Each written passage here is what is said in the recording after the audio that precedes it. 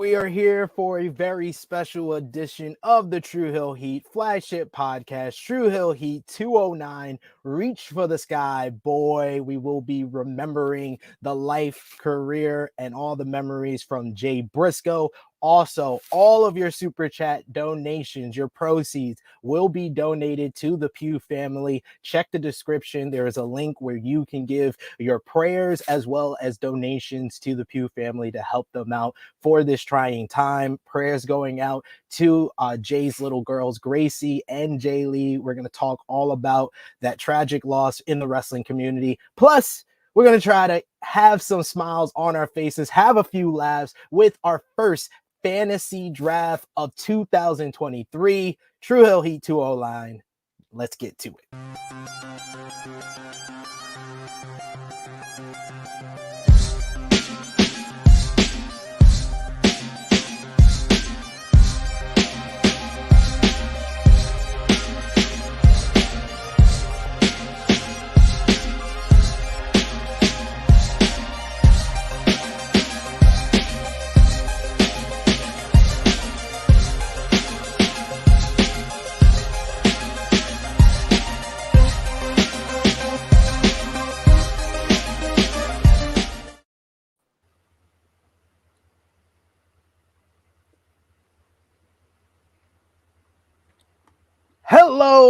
Hello. It is me, your Tru Heel Phenom, SP3. We are live on the Tru Heel Heat YouTube and Facebook for Tru Heel Heat 209. Reach for the sky, boy. We are here to celebrate the shocking passing of ROH Hall of Famer Jay Briscoe. All of your proceeds, like I said at the top of the show, will be raised during this podcast, given to the Pew family. We're also going to be talking about the latest wrestling news, including The Rock apparently set to miss WrestleMania 39. Bullshit. The latest Vince McMahon drama as he settles a lawsuit. Recap of this week's shows with AEW Dynamite, Rampage, WWE Smackdown, Raw, NXT. This morning's New Japan Pro Wrestling Wrestle Kingdom 17 Part 2, Impact, plus our first fantasy wrestling draft of 2023 as we kick off Royal Rumble week with a Royal Rumble fantasy draft coming back to us.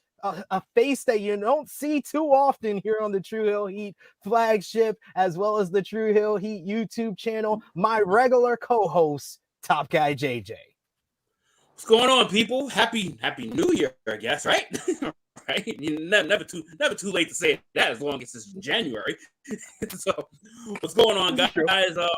Good to see most of you again. You know, all of you guys here has been holding it down while I've been, running my ship for the entire holiday season. So I pretty much missed the last 2.5 months. So you guys have been awesome. Keep holding it down. And it's weird, right? Because it's I'm excited to be here, but under the circumstance, it's hard.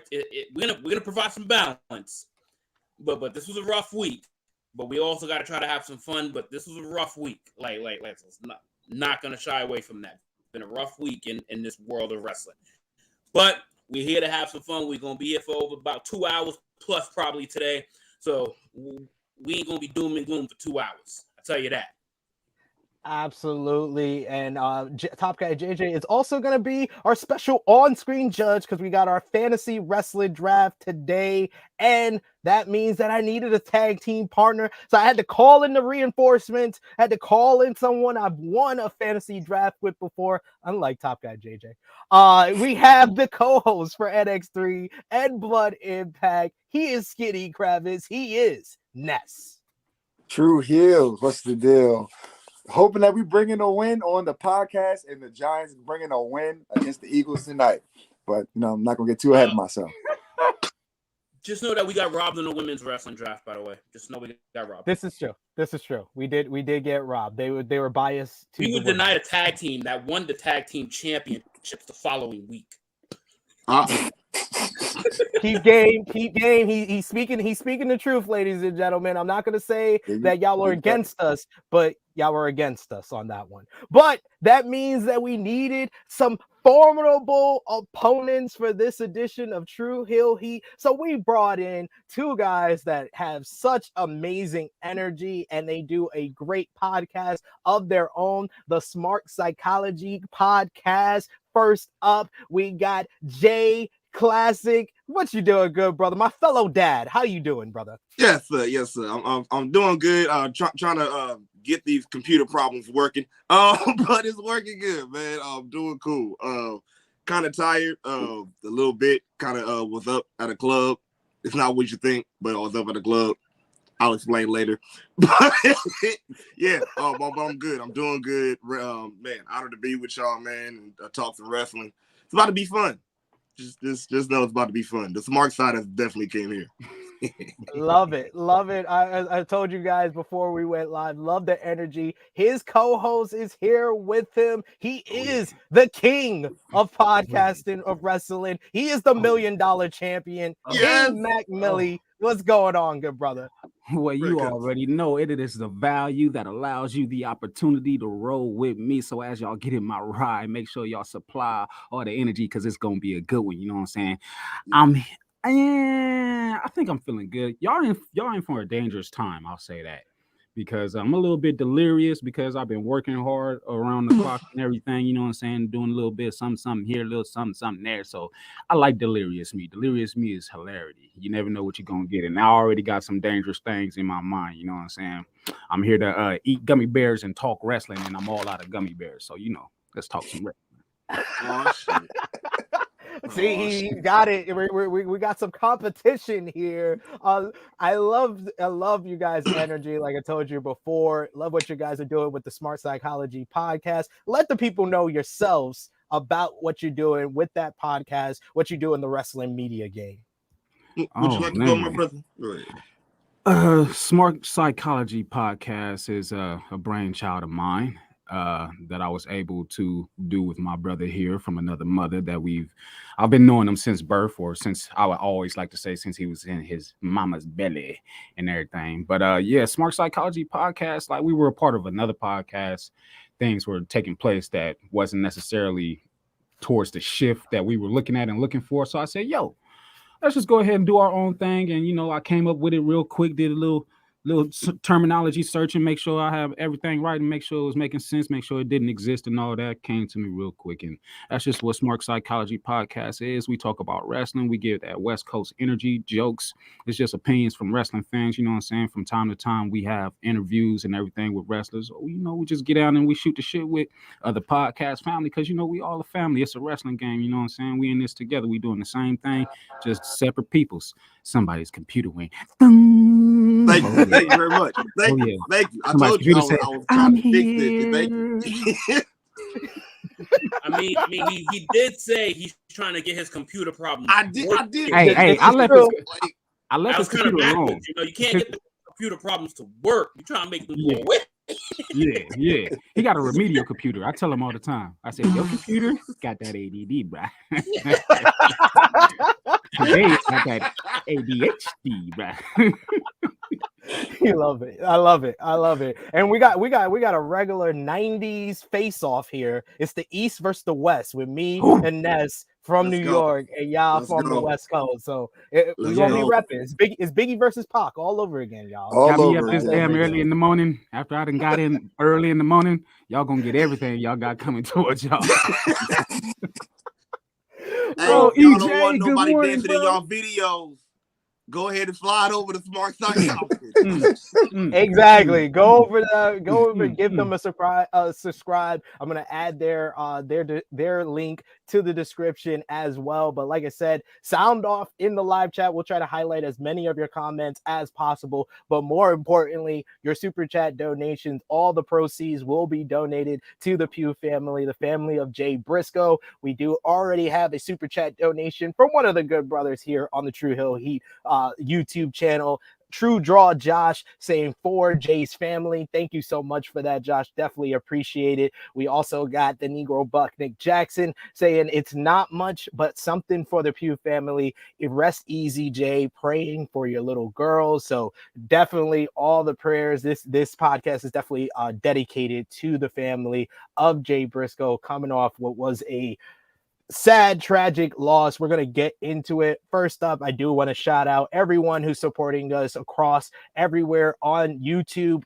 social media for the Tru Heel Heat. Remember to drop the thumbs up on this video, share with your friends, subscribe if you are new to the channel. Our Tru Heel Roll Call for this edition of Tru Heel Heat, the Tru Heel Trinity over on the Facebook page. You got Alan Weinstein at number 3, Stewie Palmer at number 2, and number 1, the Negro Buck, Nick Jackson. Our Patreon backers, we got Vala B, we got Nick Jackson, Alan Weinstein, Alex McCarthy, Professor Chris, Austin K, You My Boy Blue, Yachty, Robert, Steve, Antoine, Fifth Generation Carney, Ladarius, John, Dan, Kobe, Queen Moan, and Dolores. Thank you so much for supporting us over on Patreon. But let's get right into kind of what the week has kind of been centered on is the tragic loss of Jay Briscoe. Of course, it was on Tuesday evening.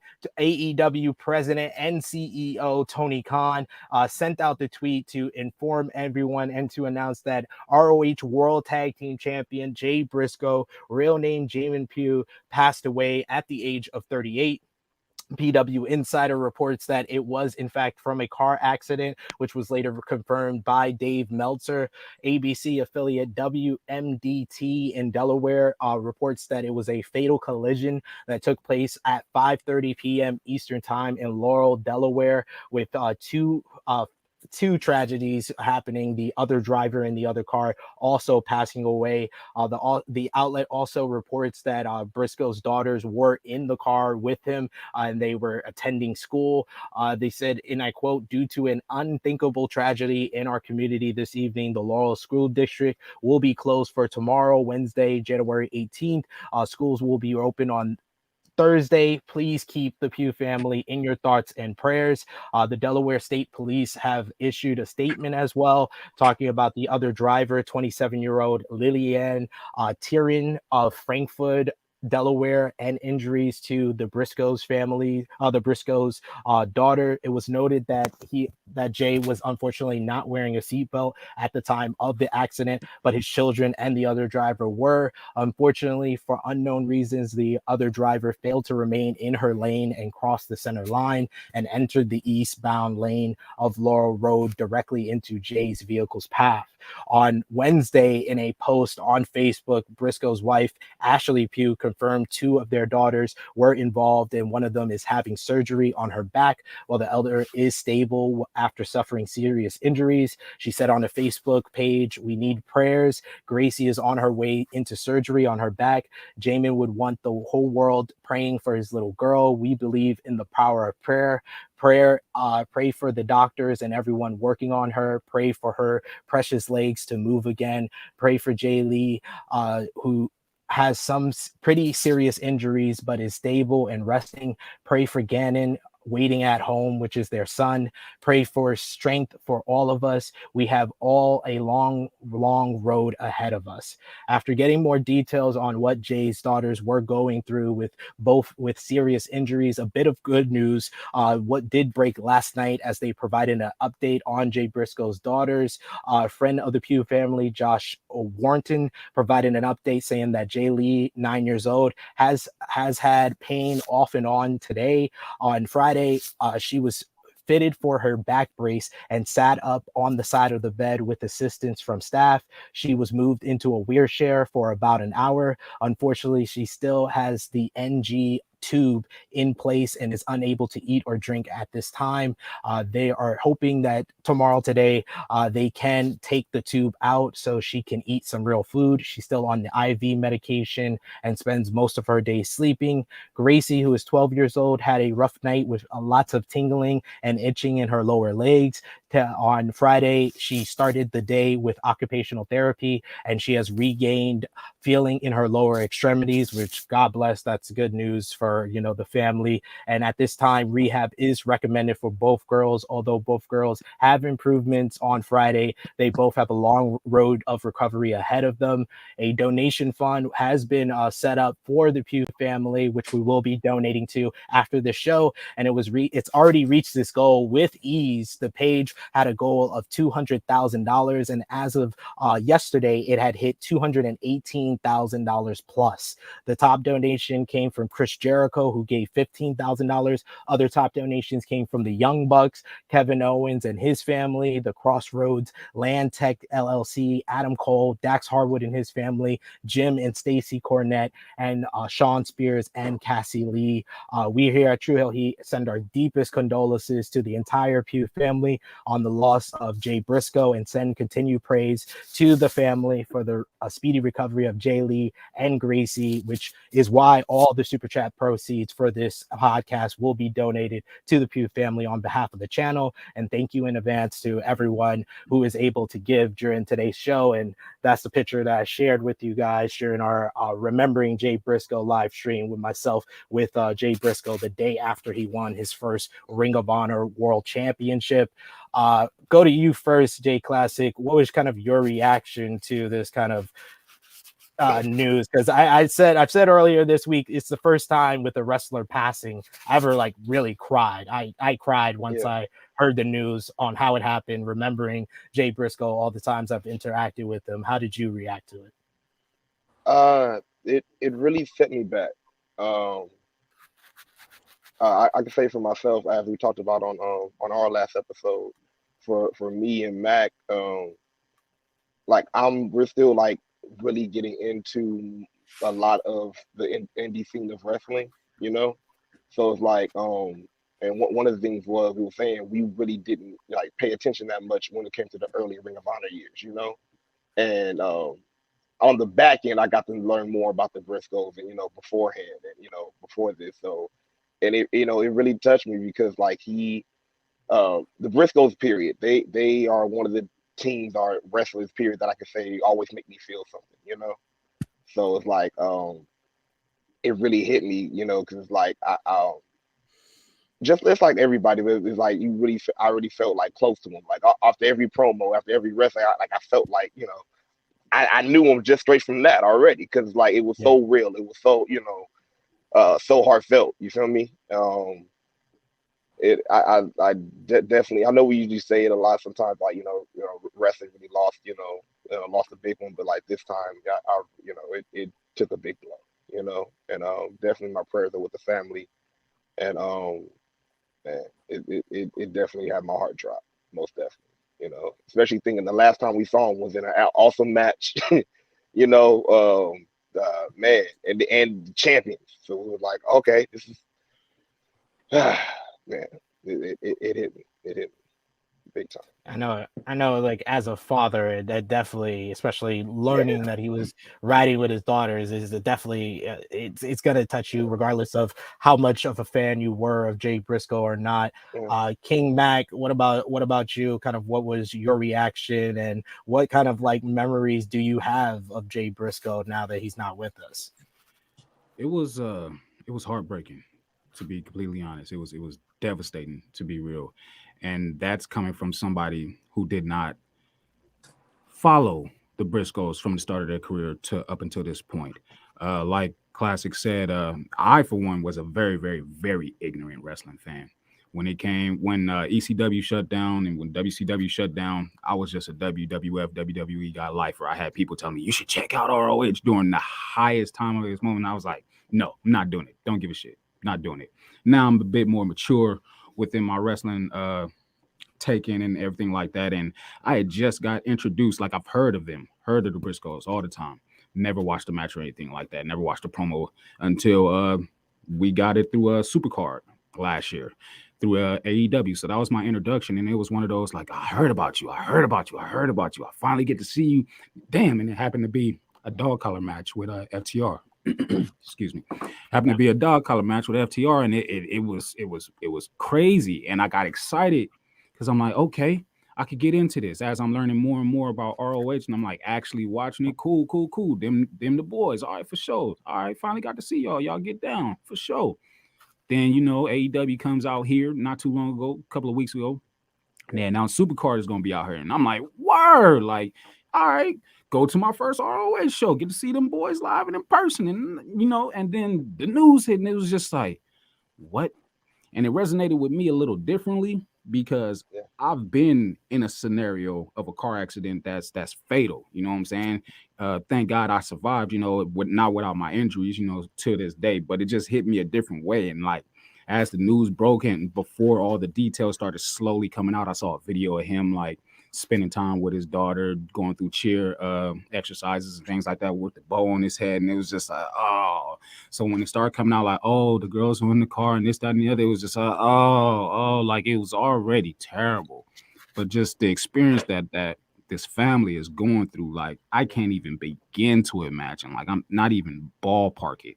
It's really, really, really, really wild. And things like this, although unfortunate, it really, really, really brings the wrestling community together as one to be able to celebrate somebody as wonderful. And we get to introduce him to new people such as myself and others to really enjoy everything that he left for us in his career. Because when I started looking at the accolades, I'm like, oh, word. Then I started looking at the match database, and I'm like, oh, word. It looked like some bangers on here. Like, oh, I definitely got to tap in and check it out. So that's something that I definitely will be doing. It's just unfortunate that my introduction comes this way because I was getting really excited about it, you know what I'm saying? And it hurts when you lose somebody from the wrestling community. It really, really, really hurts. Really hurts. You know, because wrestling has been my best friend since I was a yay high, you know what I'm saying? In the playpen in front of the TV and everything. So it's just when we lose one of our own, it's always gonna hit different. Always. Absolutely. I've known Top Guy JJ for about 16, 17 years, and I remember vividly kind of talking to Johnny this week because I met them both at the same time. And I remember vividly that was kind of the time when I first started going to Ring of Honor events, and I used to be at work talking to Top Guy JJ and Johnny, telling them about guys like the Briscoes from Ring of Honor. And then Top Guy JJ, I remember you kind of a few years later becoming a big fan of them. So how did you react to that? What's kind of your kind of favorite matches, favorite moments from Jay Briscoe that you will hold with you? First, very well said, Mac. Like very well said, because this is wow. Like, and I think you mentioned like a comparison of feeling at some point, SP earlier in the week. If you know, and if you know, you know. When I first heard about this, I didn't think it was. It's like kind of like one of those. This isn't real. Like this isn't like no, not him.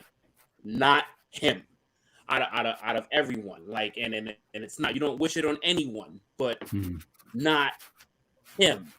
Like I was in love. I love this guy right here. Like this guy was so authentic. Like he was somebody that I counted my blessings and thanked every chance that I got to see him live, whether it's at the Hammerstein or the 2300 or 2300, the old ECW arena, when we got to see him out in New Orleans, when we got to see him out in Florida. Like we got to see him pretty much across the states. And every time it's like this dude was like one of my favorite parts of the ROH show without question, because he was always the same. Like he was, no matter how he looked, no matter how his haircut was, he had like 37 different hairstyles. But he was always Jay Briscoe. And them boys, them boys was coming to bring the heat to every single show that they attended. And one, I always was grateful that they never gave in and went to the WWE. I was always grateful that they never did that they stayed their ground. Like they basically they stayed as loyal as at a time Sting stayed loyal to not step foot to another company. They stayed and did not, because they've got tons of offers to go to other places, and it would have just watered them down. It would have not made them who they were. And I love that it kept them who they were. Favorite moment of Jay, and this is easy for me, is him winning the ROH World title for the first time. Like, because it was like, there is like, I love the outside thinking of that, because you don't think that a tag team wrestler and an independent company is actually going to win their biggest prize. And not only did it happen, he looked so fucking good as the champion, yo. Like, this looked perfect on him. Like, I was hoping for like literally like a year run from this guy. Like, it was kind of like you knew that it was gonna be a nice run, but it wasn't gonna be long because this was peak Jay Lethal that he was beefing with, and that magic that those two had, because they went at it for a long time. They went at it for months. And they had some epic battles, man. And I love that. I love the chemistry that he always seems to find to create, whether it's in the tag team ranks, whether it's with somebody that's coming in from the outside. Like if anybody's noticed, like something more recent, like how he ushered in EC3 and how he made that just work. Like that's not supposed to work. Like EC3 is like, this control, all this other shit. Jay made that shit work. And that's the magic that he had with pretty much anybody that he encountered with. And I mean, do we got to talk about the match that he had with FTR, that the Briscoes had with FTR? Like it's like, and they've done this 12 prior times. Man. Like they are 13-time Ring of Honor champions. He's a 2-time Ring of Honor champion. Like, this guy is, and let alone, like, I'm pretty sure between SP and Ness, they could probably name the other 97 titles that he won. But like this the part that really stuck to me is that being Mark Briscoe. Because and obviously the rest of his family, like the rest of his family, I think you guys have hit on it, but the rest of his family, and the part that resonated with me and like that, like it hurt it, man. And I'm gonna get a little personal here, is when Jay passed, the following day was Mark's birthday. Yep. When I lost my mom, the following day was my brother's birthday. And it's like, you can't put together even one, you can't say, there's no celebration to it really anymore. You can't think about it the same way anymore because you know what just happened. And Mark Briscoe is like one of those guys. He's always been like, if you're an outside, he's always known as like the other Briscoe. Like, he's always known as the other one, but this guy was the real deal. This guy is the real deal. Like this guy, like, he is so charismatic, and it's like who he is, like, that's gonna be really tough to just do without his brother. Like that vibe, that natural energy that he had. Like, he was like a clown. Like, he's like a clown when he's out there, and now it's like, how are you gonna replicate that? Like, how are you gonna do that when you're guaranteed to be by yourself? Like it's the worst feeling that you could possibly have, man. And I think you guys have all hit like prayers to the entire family, like especially the little girls, like the little girls. Like, it's just, I'm just so grateful that those little girls are in the road to recovery, and we're not having another story. Like this is rough, man. Like, this was rough, and the fact that, like, even like something like Chris Jericho had alluded to in a tweet, he warned everybody, is like, yo, this is worse than what you guys think. Like, as the initial report was only on Jay Briscoe, like this report started to flow about other people, and then you find out about the other woman that was in the other car, and then you find out that his girls are in the car. This is too much. Like, it was too much. And just gotta commend Ness and Chris G, because this happened. Drunk guy. Was it Drunk Guy Chris G? I'm sorry. Yeah. Drunk Guy Chris G, because I remember, like, I was watching NX3. Sorry, Chris G is usually, and Ness is usually on NXT.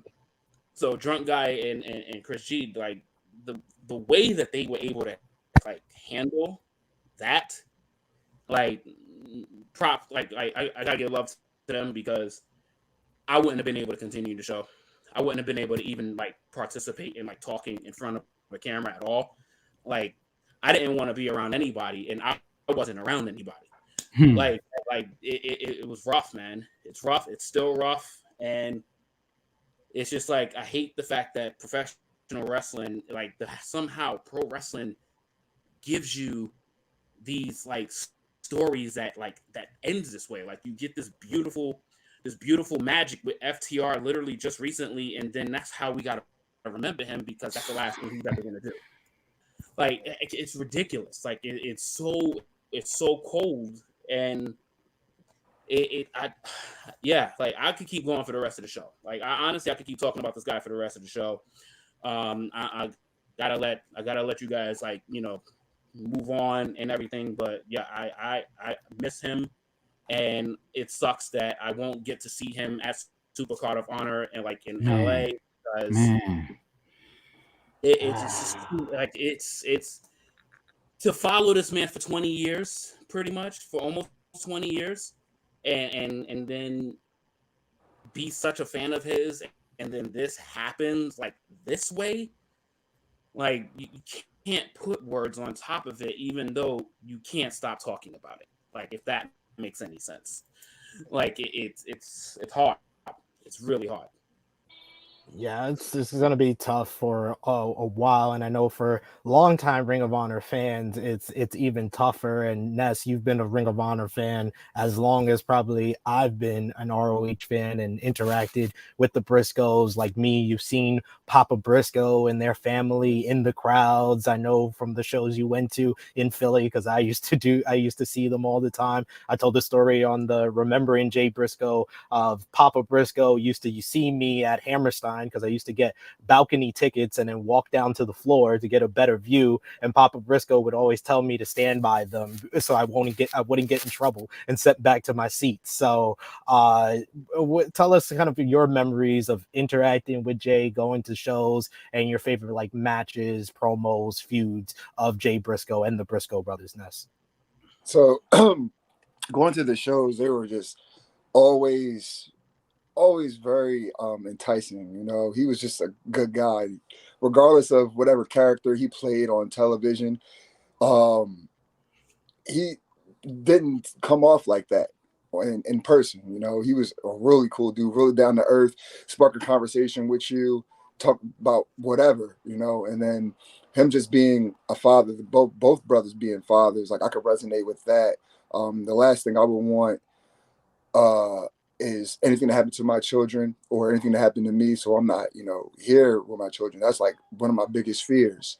But Jay was just an all-around good guy, you know, and just like Top Guy said, like he brought that authenticity to his character. You didn't have to question what he would say to you, or just in his promos, you felt it and you know that he was being real. You didn't have to second guess it, and then they would just back it up in the ring. One of my favorite, most recent segments was when they were in Impact and they were feuding with the Good Brothers, and in the fight on the farm. That was probably one of my favorite Impact Wrestling moments from last year. Because, you know, they're just fighting. Good Brothers come on the farm. They think they're about to jump Papa Briscoe, and then the Briscoes come out of nowhere like, nah, it ain't going down like that. Mark just being Mark again. That's what offset them. You know, Jay was the serious one, and Mark was the comedy relief, you know, for lack of a better term. But it just made the brothers who they were. You know, you had Jay being the serious one, and then Mark, you know, bringing everybody back down to earth, having that comedic relief. So it sucks, man. When I got the news, I had just got home from work. I had opened up, like, I forgot which app it was, either Twitter or Instagram, and that was the first thing I saw. I'm like, get the fuck out of here. This isn't real. And it, you know, it was the picture of, you know, a memory of, and as much as I didn't want it to be real, like there was no way that I can shake it. Like this actually happened. Like I forced myself to go to bed early that day. There was nothing that I could do or wanted to do or be involved with because I didn't have the energy or the strength to even want to do anything. The last time I felt like that was with the passing of Brody Lee. It's just like we get these connections with these guys, and they might not know us on a personal level, but they've done so much for us as far as entertainment, and and then being in the wrestling media.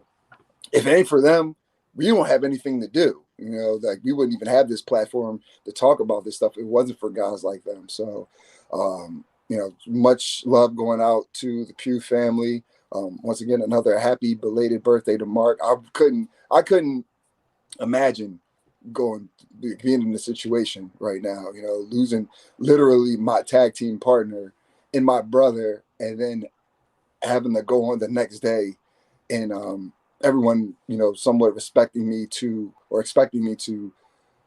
enjoy the day of my birth when I just lost like my best friend, So I hope his daughters pull through. Shout out to everyone that's donated to them. I know the wrestling community gets a bad rep when, we're tribalists, this company's better than that company, but when it comes down to it, at the end of the day, we're all focused on wrestling and we all can come together, and we're probably one of the better communities out there, fandoms, when we actually do focus on the positivity of our entertainment. So this is like one of the plus scenarios, if there is a plus out of this scenario from this situation, that the wrestling community actually looks good in for a change.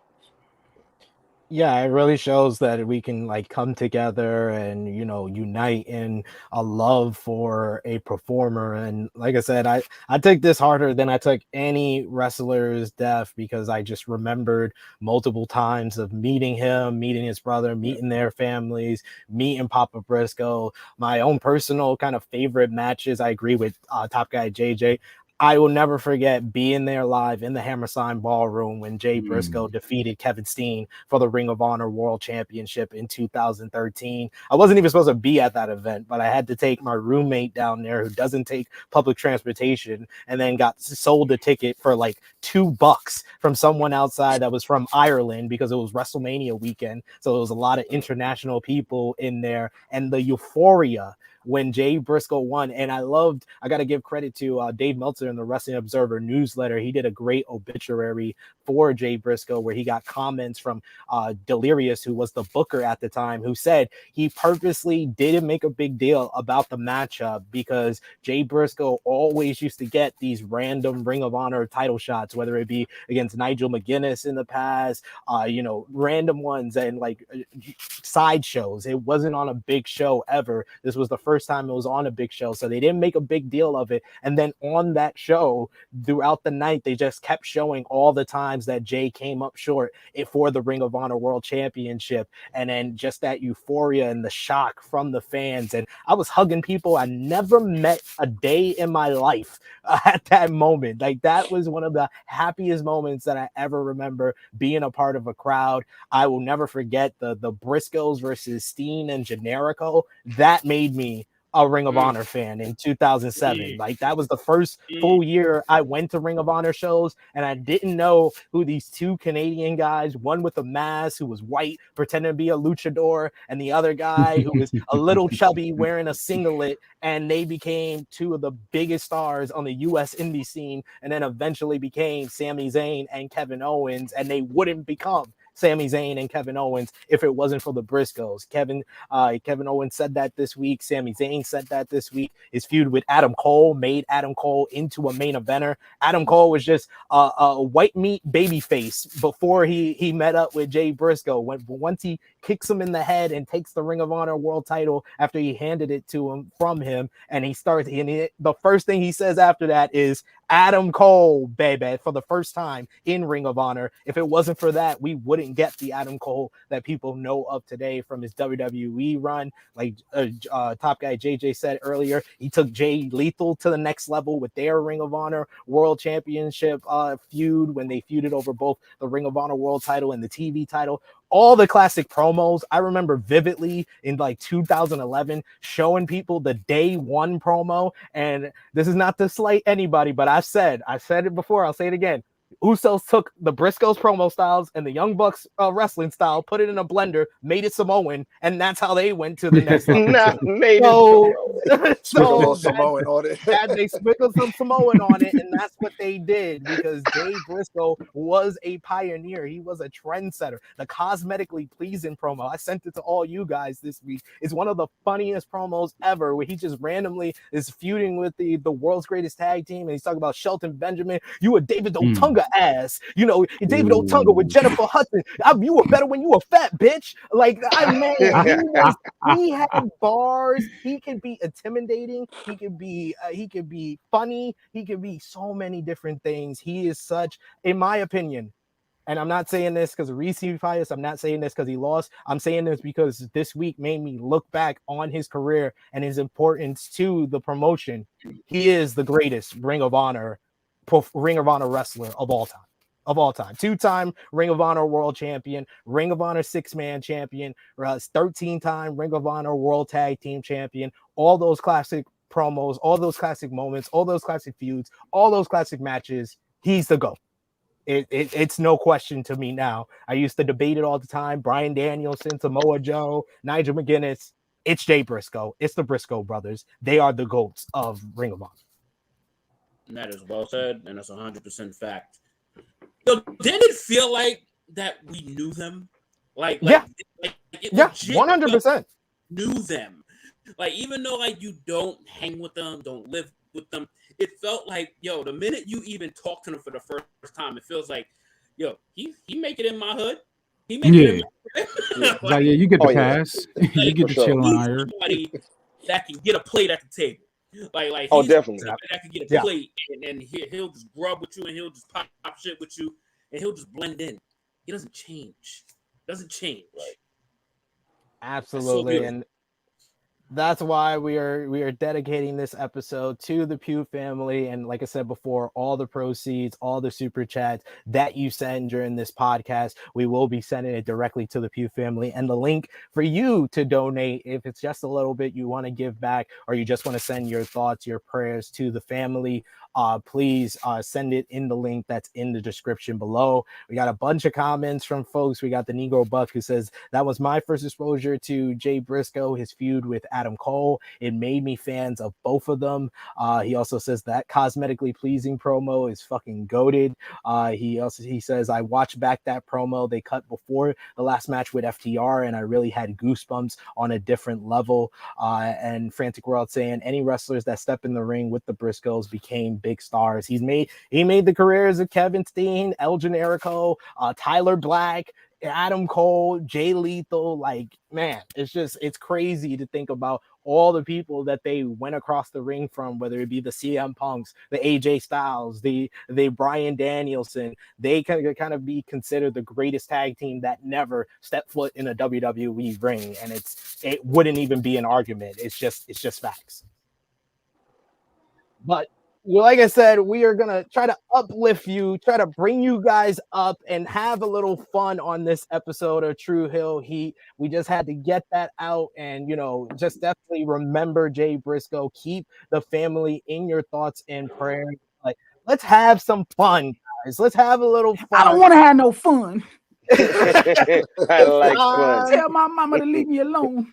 It's time for our fantasy wrestling draft, our first one of 2023. And this time we've done all women's draft. We've done a Ring of Honor draft when they were closing down. We did an all African American draft. Now we are doing, it is Royal Rumble season, so we are gonna do a Royal Rumble fantasy draft of nothing but the winners of the Royal Rumble. Rumble. I let our good friend Romeo set the terms and conditions, and he listed all the Royal Rumble winners, and he excluded one. He said anyone with sexually misconduct allegations against them could not be drafted. So we have Sounds 30. fair. Sounds fair. We That's have wild, 30. but okay. That's wild because I'm like everybody. From my idea, everybody in the wrestling industry has done something that we all frown upon. Everyone. So, but it's fun. It's fine. You're fired. It's okay. It's okay. This is true. You speak facts, sir. But yes, we have 30 winners that we are gonna talk about on here, and we are gonna draft. We always like to concede to our guest of the show, and Top Guy JJ, you are the official judge, so you will give your thoughts on each round. We're doing 3 rounds, so you get 5 competitors each round for the team. Smark Psychology Podcast, Tru Heel Heat. But you are the guest, so we are going to concede the first pick to you fellas. You are on the clock. Take it away. This list is crazy. All right. So Hold up. I got one problem with the list. Just one problem. Oh, okay, got one problem. Okay. We got What's up? multiple winners in the Royal Rumbles. We don't get Yes. to draft different versions of that person. You could specify what year you wanted to draft them, of what year they won. You wanted to draft them. That's totally fine. But like you can't pick them we more just than listed once. the winners. No, we just listed the winners of the Royal Rumble, God not damn how it. many times they won it. The version Yeah. doesn't matter then if I can't pick them more than once, because that was my idea. I'm gonna pick Stone Cold twice. Yep. Pick Shawn Michaels like once and a half, you know what I'm saying? And You feel me? you know what I'm saying? Once and a half. That time he almost won. You got to count that time too. Word. All right, so And let's to see this list. answer CM in the chat, do women count? Women are Royal Rumble winners. So yes, the Royal Rumble, the women that have won the Women's Royal Rumble are available to draft here. Is it possible that we can see this list real quick, Nick, or do I have to let me go back Let and me pull it up see this if way? I can pull it up here and put it on screen. I bet you I for beat you first. everyone. I bet you I beat you. Oh, it's on. Race is on. Oh, racing. Race is on. Oh, it's a heel race. Okay. Heel race. Okay, I Tru uploaded Heel. it. There you go. Now- I got the list. Oh, he got it. He got it. But I'm gonna put it on the screen for all the people to see. Why not? You ask and y'all shall receive. Let's see what I can do here. And the goal as well is to have the better roster than you guys. Yes, that is the goal. You are asking a lot of questions, and you are on the clock. I will just. Oh, we're on the clock right now. Hey, bro. Hey, sir. Gotcha. Hey, huddle up. Come here.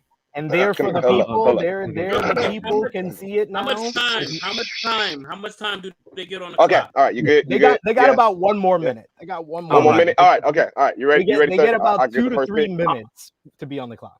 You want the first one, Jay? Or you I good, get the first one. Yeah. Go ahead, take it. All right. The Smark delegation would like to pick up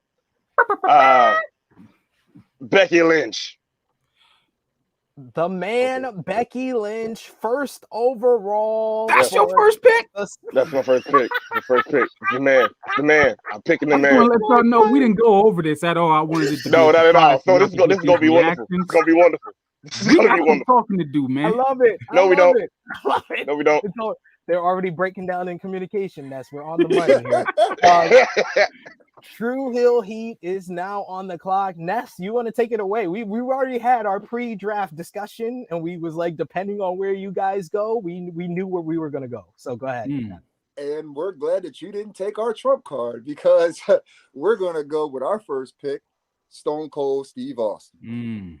Absolutely. The only 3-time winner of the Royal Rumble, in my opinion, Mr. Royal Rumble, winner of 1997, 1998, 2001. Becky Lynch won the 2019 Women's Royal Rumble. You got that for your first overall. We got Stone Cold for our first overall. It's back on you. You guys are back on the clock for your second overall pick. J-Klassick, don't you say shit. Let me go downstairs on this one. Go ahead. Ain't no way ever in hell I'm gonna let you do a number one pick out the gate. Never no more. I saw what you was doing because it ain't that many women to pick from. But I digress. Ain't no way in hell I'll get both of them. So for our next pick, you know what I'm saying? The trailblazing, pie eating, eyebrow raising. Yeah, you already know what it is. Go ahead and give me that great one. Go ahead, rock it up. So you got The Rock for your second overall pick. So you got Becky Lynch and The Rock. That's pretty good. That's a pretty good start. I can't front. The Rock was on our draft board for sure. Yeah, so, definitely was. So Ness, where we going here? Are we going with a multi person or what we're gonna do? What do you want to go? You want to go with your favorite? You can go with your favorite if you want. Yeah, because he's a multi-time winner too. As well. He is.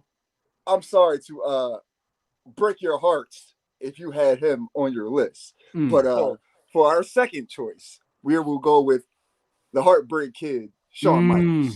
And we are specifying that we are getting the Heartbreak Kid, Shawn Michaels, and not Michael Hickenbottom, Booker of NXT. No backlash of how he books NXT and the shit we get over there. Let's just keep it in the golden years. That's a gorgeous pick right there. We're gonna leave the memories alone. Please leave Don't change a thing. You guys are back on the clock. Third overall pick of this Raw Rumble draft. You disappoint me. You're getting another F5. I'm not going. But what you thinking? You think we should go kind of legendary?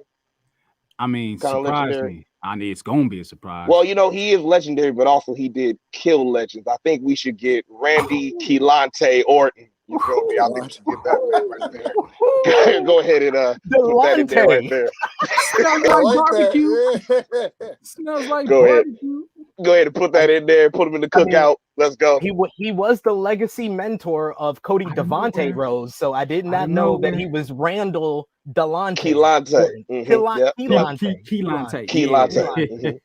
That's the key. He's Keelante. You're killing me. Nice. Do we go for another multi-runner, or do you want to check your messages for the sneak third one I put in here? Or do you want me to go with this one? Because I know you're on your phone. All right. They are right though. They are right. We know how we do with these drafts. Top Guy JJ knows how we did. Tag teams and stuff like that. You gotta play with the rules, but you can't play with the rules with tag teams in this draft. But we gotta get some women because the women is very limited. So I'm gonna pick the winner of the best women's Royal Rumble of all time, in my opinion, the 2021 winner, the BEST of WWE, Bianca Belair. God darn it. That's the one woman that we couldn't give up. That's the one woman we could not give up. Plus, I got The Rock, so it's very limited on African American winners of the Royal Rumble. Right. We had to get one. We had to get one of them. We had to get one of these damn things in here.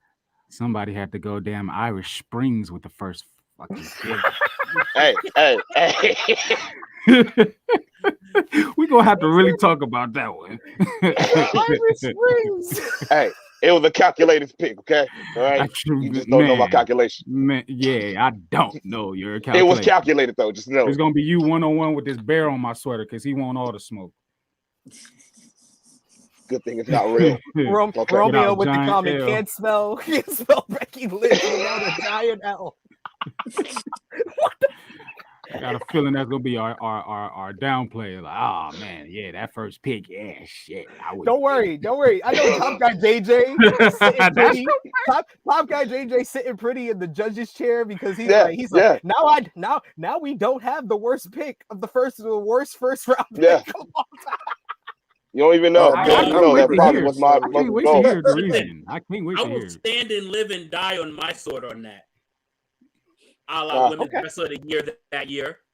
But we had all of the current active wrestlers to choose from, and you picked Becky. You picked Britt Baker on that one. So no, but he picked Becky Lynch out of the Royal Rumble. It was calculated. So that was calculated. You guys are on the clock. your fourth overall pick. Who you got? Mac, It's on me. Okay. It's on you, sir. Oh boy, I sure don't like this, but you got to do what you got to do and everything. You know what I'm saying? She is starting to get a little bit sexy to me too. That's crazy. That is crazy. She looked like her daddy, but to be real, like her daddy looked like her. But it's a weird thing when you're looking at a woman, you just be like, "Ooh, you starting to look good to me," and then you see her father all in her face, and you're like, Wait. Hey, bro. Wait. Are you talking about the one with the new knee pad? Yeah. Oh, bro. Oh, bro. Okay, I know where you're going. Wings. Get your... Go ahead and throw that in, man. Go ahead and throw that shot. Wrap up as much of this women's division as we can. You know what I'm saying? You got Charlotte, you got Becky Lynch. That should be some you know what I'm saying? That's a good tools to have. You know what I'm saying? Good tools. I also want to make a note. There's somebody missing from this list. Where's the greatest Royal Rumble winner at? That's a Royal Rumble. Oh no! Check the list. Check the list again. I put him in. there. Don't worry. I put him in there. Check the list again. Go to around 2018. Well, he ain't on this list. He on the updated list. Well, maybe on my list. Maybe it was my list. Maybe the one I sent y'all on the list I sent you on Twitter. I know I included. But Ness, do you want to go with the other person we were mentioning? Another multi-time winner? Yeah, you want to take it away? Yes, with our fourth overall pick, we're gonna go with the winner of the 2013 and one of the greatest surprise returns of all time in 2008. The GOAT, John Cena. I was waiting for y'all to pick him. You can have him.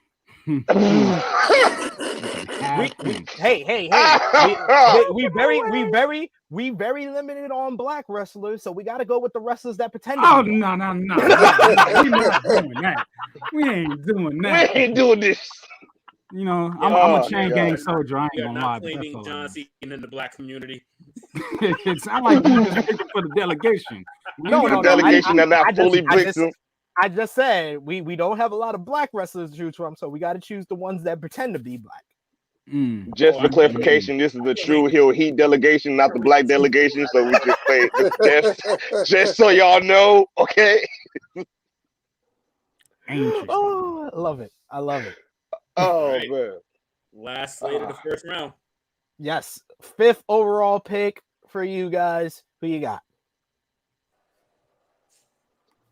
Let's see. Nah. What you thinking, bro? What you thinking? How should we go? Read my mind, bro. Okay. All right. I'm getting the vibes. Are you making note of who we selecting? Is it in your head? It is in my head. Okay. Don't worry. I'm gonna give the first round results as well. I'll have it on. Yeah, I have the whole list here too. Okay. Thank you, top guy. Okay. All right. Even though this ain't no game, I think we should play the game. What you think? If you're gonna pick me, I guess you gotta keep buying all the cases of water, cause I'm gonna be spitting all over the place. Suck it. Yeah, I can rock with that. I'm gonna be spitting all over the place. Whoa. In that case, yeah. Let's go put the game in there. Triple H. Triple H is the two-time winner. The man who had the biggest gap between Royal Rumble's wins with 2002 and then 2016. So pretty good pick there. I hated that 2016 win. That 2002 win was everything. Yeah, the 2002 win was good. 2016. Hold on, be right back. I get a charger. Yeah. All right. So Ness, we can go with there's still a couple of multi-time winners up here. One personally, I think that we should go with is a person who had probably two of the greatest surprise returns in Royal Rumble history. He's a blonde-haired Canadian. Oh yeah, I was right on the edge, right there with you. So with our fifth do overall pick, we're going with John Cena's arch nemesis, the 2010 winner of the Royal Rumble and the 2021 winner of the Royal Rumble, with a surprise return in between. It's the rated R superstar, Edge. That's my guy. So y'all gonna pick Edge on this day, huh? That's what y'all on this day. You're just a voice clearly.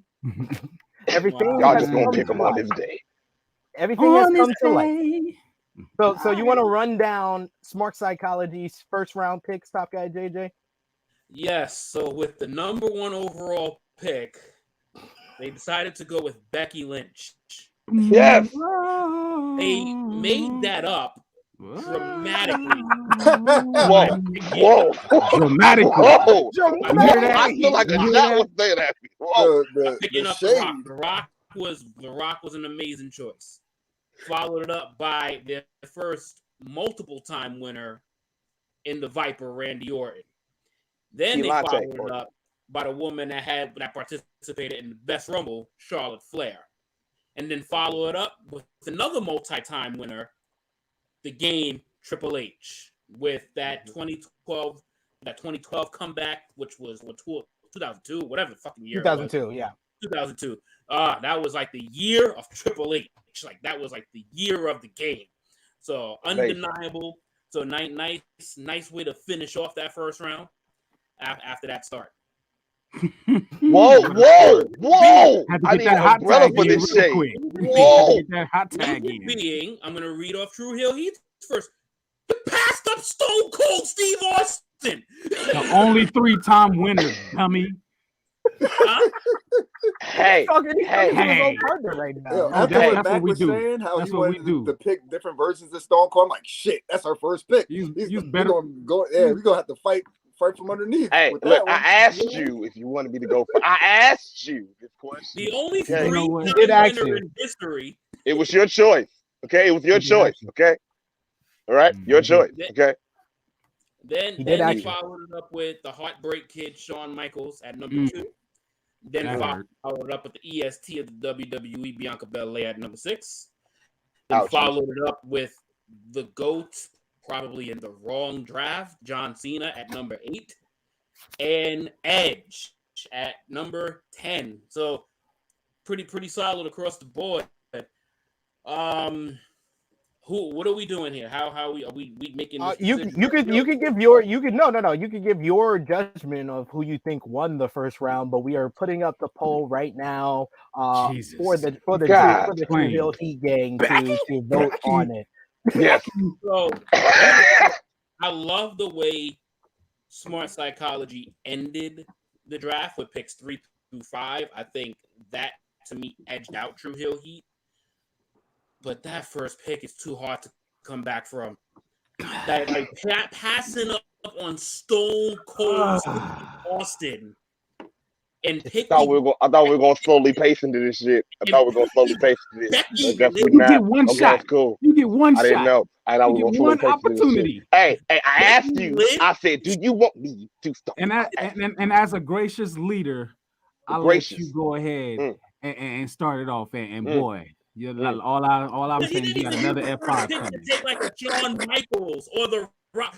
I didn't know. Becky Lynch. I did. Yep, I did. She wasn't even the man. She was. Actually, she was.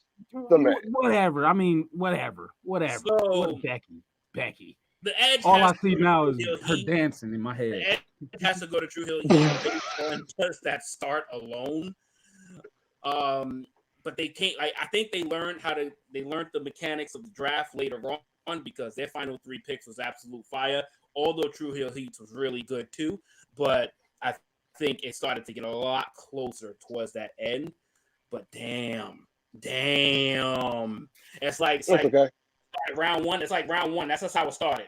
It's like, oh, we for real gotta fight. We for real gotta fight. You just punched me in the mouth. All right. Ow. That's what's up.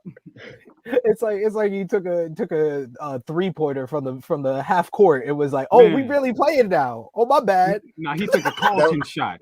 I'm gonna win the game, Will. That was the Nick Young gif. I'm the hero. It's like you had the opportunity to draft LeBron James and you got Darko Milinovic. Damn. Shit. Fuck. What? Damn. Why you had? Damn. Okay. But job, what happens guys. that having guys like The Rock, Randy Orton, Charlotte Flair, and Triple H can help the overall draft. Yes. Mm-hmm. Yes. Yeah. Mhm. We've won first rounds before and then lost the draft overall. So it happens to the best of us. It happens to us all. We got Negro Buck asking, can they coexist? Smart Psychology. Starting off like how me and JJ did. Oh man. Oh, we do this. We do this all the This is time. the game plan. It's to throw y'all off by yeah. the off energy. You know what I'm saying? It's like they Oh, yeah. really going at each other. Like we've been doing this since yay highs. Yeah, you know what what? I'm saying? Can we go backstory for 2 minutes here? Backstory for 2 minutes. Good. So listen. So I guess you go 2 years ago. Was it 2 years ago? 2 years ago, right? It was 2021, I think so. Yeah. Yeah, undisputed top 2 wrestlers at that time, right? Undisputed was WWE's Roman Reigns, AEW's Kenny Omega, right? Okay. And then we was going against who did we go against? We went against the Distraction Podcast, Jeremy Lambert and Joel And Herbert. the Distraction Podcast decides to go curveball on us. They did. That was the thing. Doesn't take 1 or 2. They took John Moxley. So, right. I think they were distracted. Say, you know what? Let's counter that and not take one of the top 2 wrestlers in the world because they're still going to be available for us. SP3 preferred Kenny Omega anyway. And I was like, I agree with you. So we're probably going to get Kenny Omega in round 2. So why not take the women's wrestler of the year in Britt Baker? And mind you, this is in 2021, not this year, not last year. This is when she was the baddest bitch in the game. And I can't stop getting flack for basically and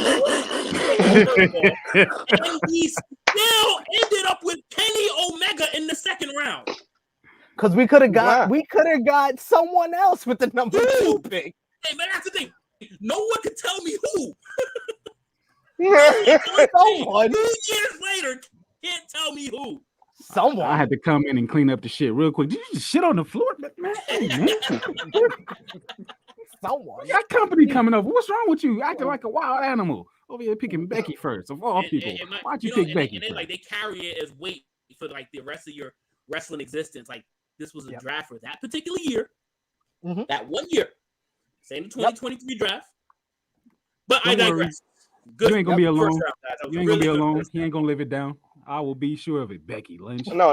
Random all the time. Becky. Oh, it is. It is. You see, looking forward to it. Where's your tomato? I mean, this draft Get this the tea. is an all-time draft. Yep, this is an all-timer. So this is a little bit different, but you guys have everyone watching has the opportunity to vote right now. The poll is up in the live chat where you can vote who won the first round between THH and the Smart Psychology Podcast. So let us know what you guys think. But while you guys do that, before round 2, we got to talk about some top news and give you one guess who we're talking about again. 3 weeks in a row, 2023. I've now come up with the name, guys. It's been a work in process, but what could build that? What? A work in it is Vince McMahon's hostile takeover McSuccession Part 3. McSuccession Part 3, as we are going to be talking about Vince McMahon once again doing Vince McMahon things. So here is round 3 here.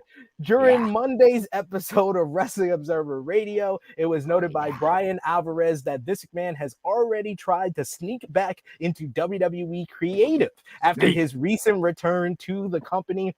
Meltzer noted that McMahon hasn't actually had an impact on creative as of yet. However, it was noted last week that Triple H told Talent that Vince may give him ideas and did defer creative to him, but Triple H has the final call as the head of creative. Meltzer added that while McMahon hasn't appeared at a television taping as of yet, he has since returned to the office discussing matters not related to a potential sale of the company. There is also a feeling that McMahon will want to go on TV and will likely get a big reaction when that happens.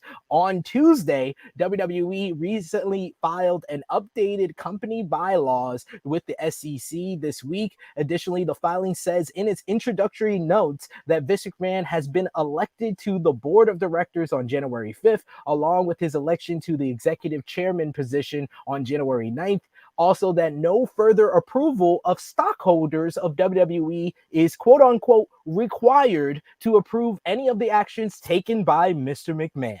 According to a report by Sportico, the Detroit Police and Fire Retirement System has filed a lawsuit against the WWE executive chairman of the board. With the lawsuit that was filed last Thursday, January 12th, the company is seeking a declaration to block McMahon from regaining control of the board of directors and expediting a sale of the company. The complaint was filed in Delaware's Court of Chancery, and the retirement system, once the lawsuit recognized as a class action on behalf of other WWE stockholders. Sportico is also estimated an enterprise value of $8.6 billion of WWE for a potential sale. The complaint claims that McMahon breached his fiduciary duties as the controlling stockholder of WWE in an attempt to impose his personal will on WWE and its board by purporting to adopt a package of invalid and inequitable bylaw amendments that would hamstring the board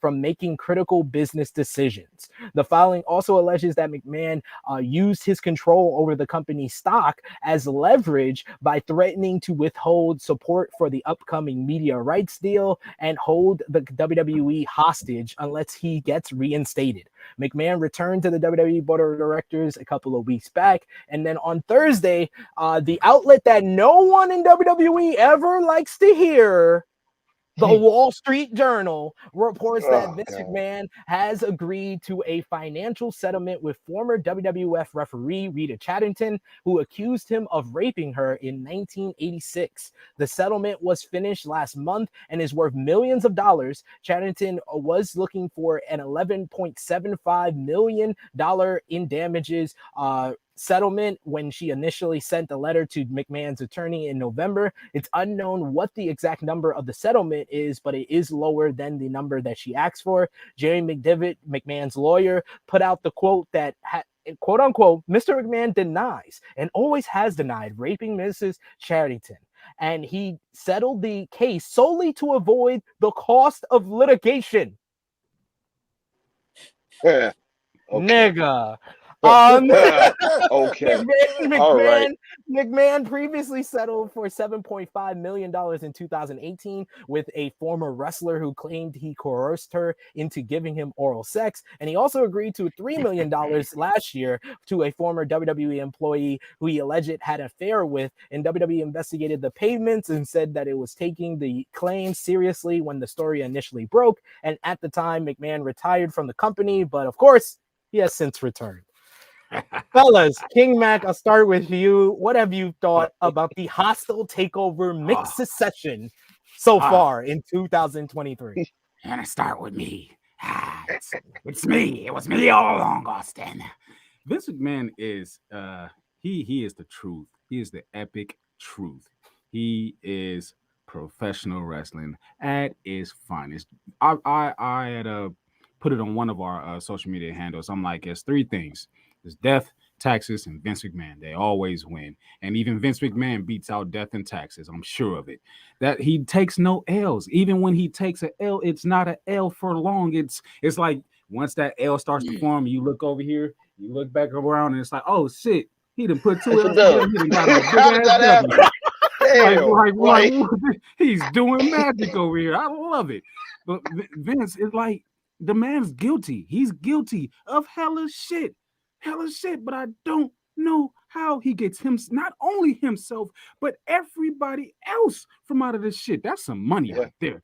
That is some money right there. Gold dollar bills. That's what that man is wiping his ass with and burping up for life. Like, you can't hate him. It's impossible to hate him unless he just does something that's just like, all right, now that's very un-Vince-like of you. Like, if he like bought everybody like burritos for like a dinner party or something like that. Ha! Enjoy these burritos. I just learned out what it was. Like, Vince is amazing. It's a great invention. I made it last night.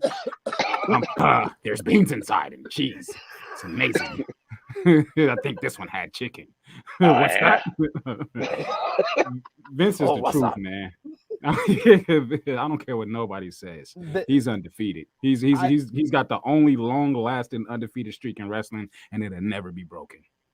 I've literally had to argue with people this past week with people telling me that the powers that be are going to stop Vince McMahon from getting He is the power that be. What powers? And what do they be doing? What be? What? You know what? That's the power. That's what baffles my mind sometimes. Right? That man monopolied wrestling. He monopolied wrestling himself. That part.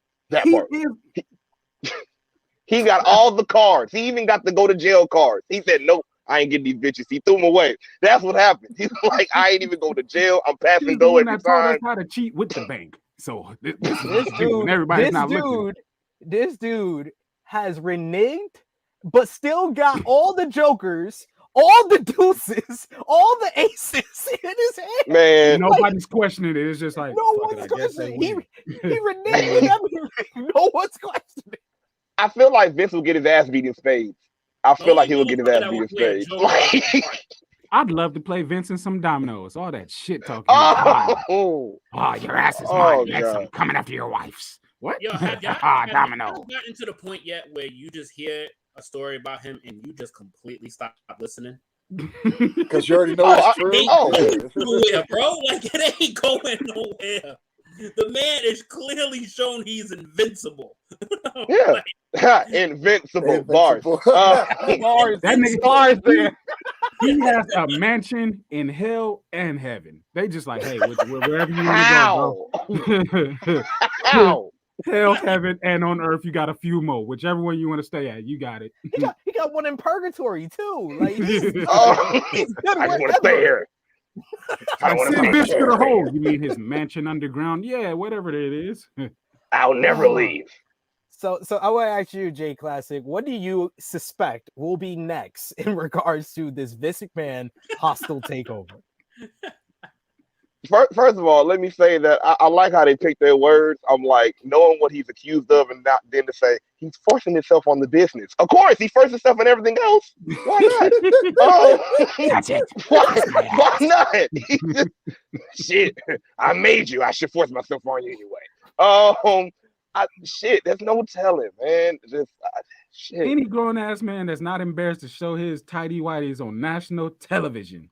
With some cheek behind it, like pressing for another grown ass man to just kiss his shit. Come on, kiss it.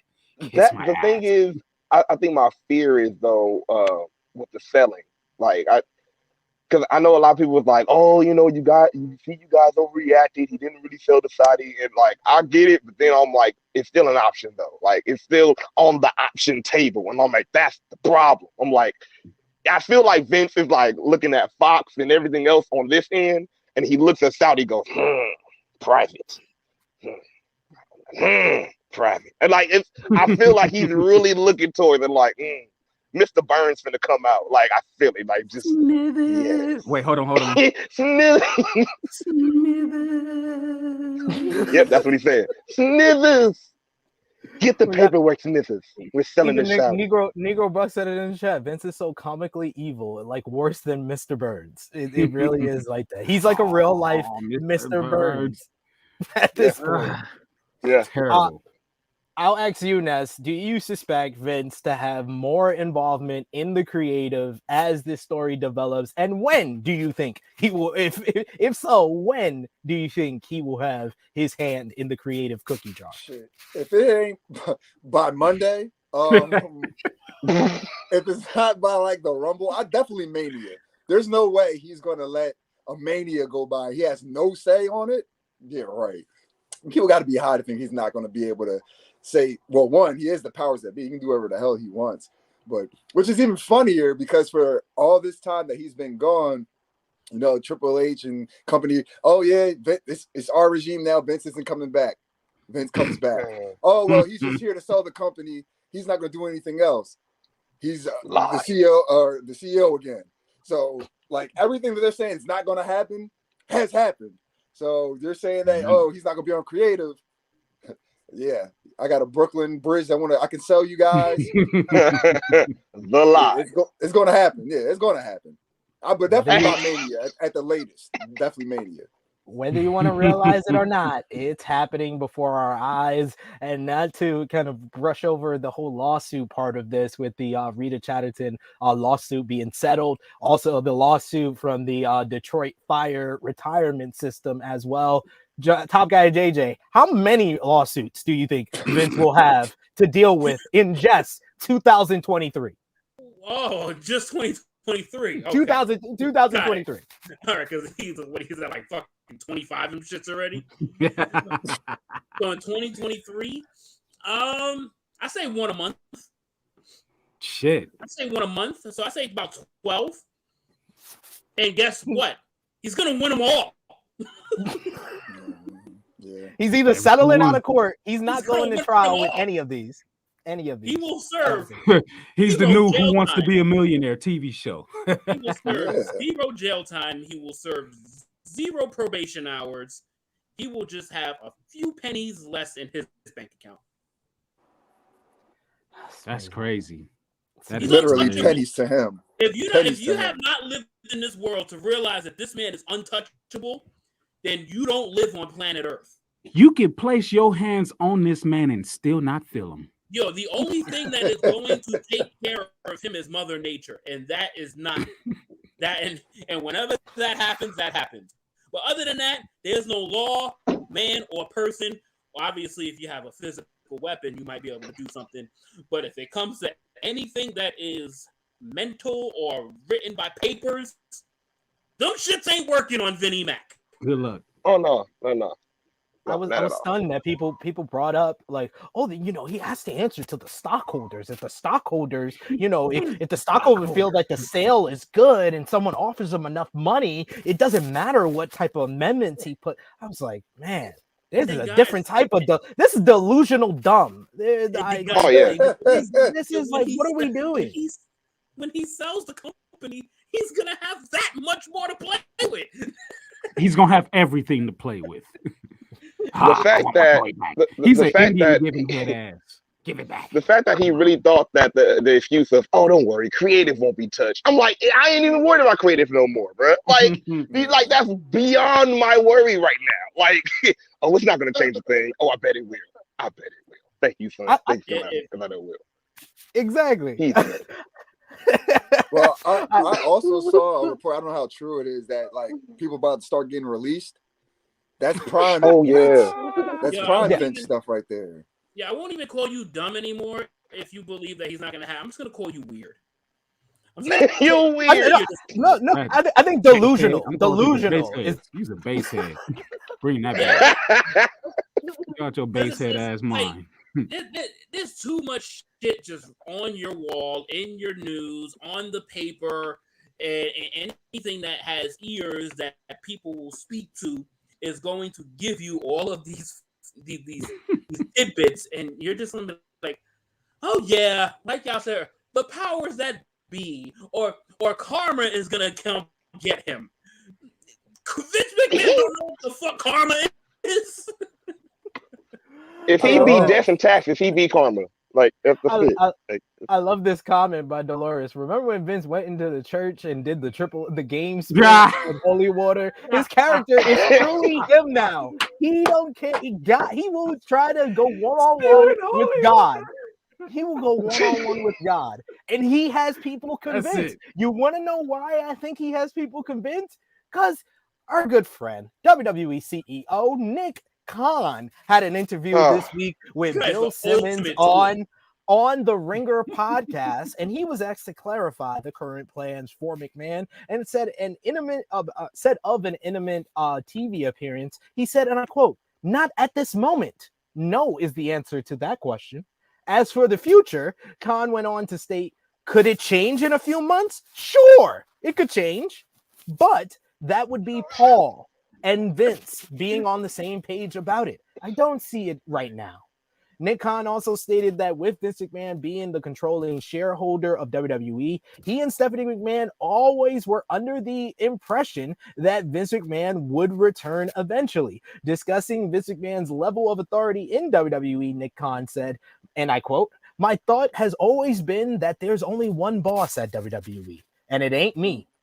Vince is obviously the founder, the creator of the company. He's also the controlling shareholder, which is not a work term, it's a legal term.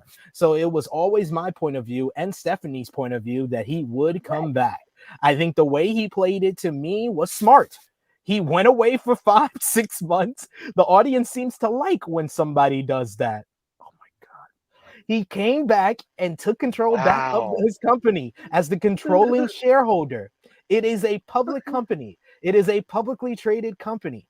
But with that controlling share gave him a lot of authority and he used it. And I applaud him for doing so. Commenting on put your damn hands down. No, this guy is an ultimate tool. Applauding.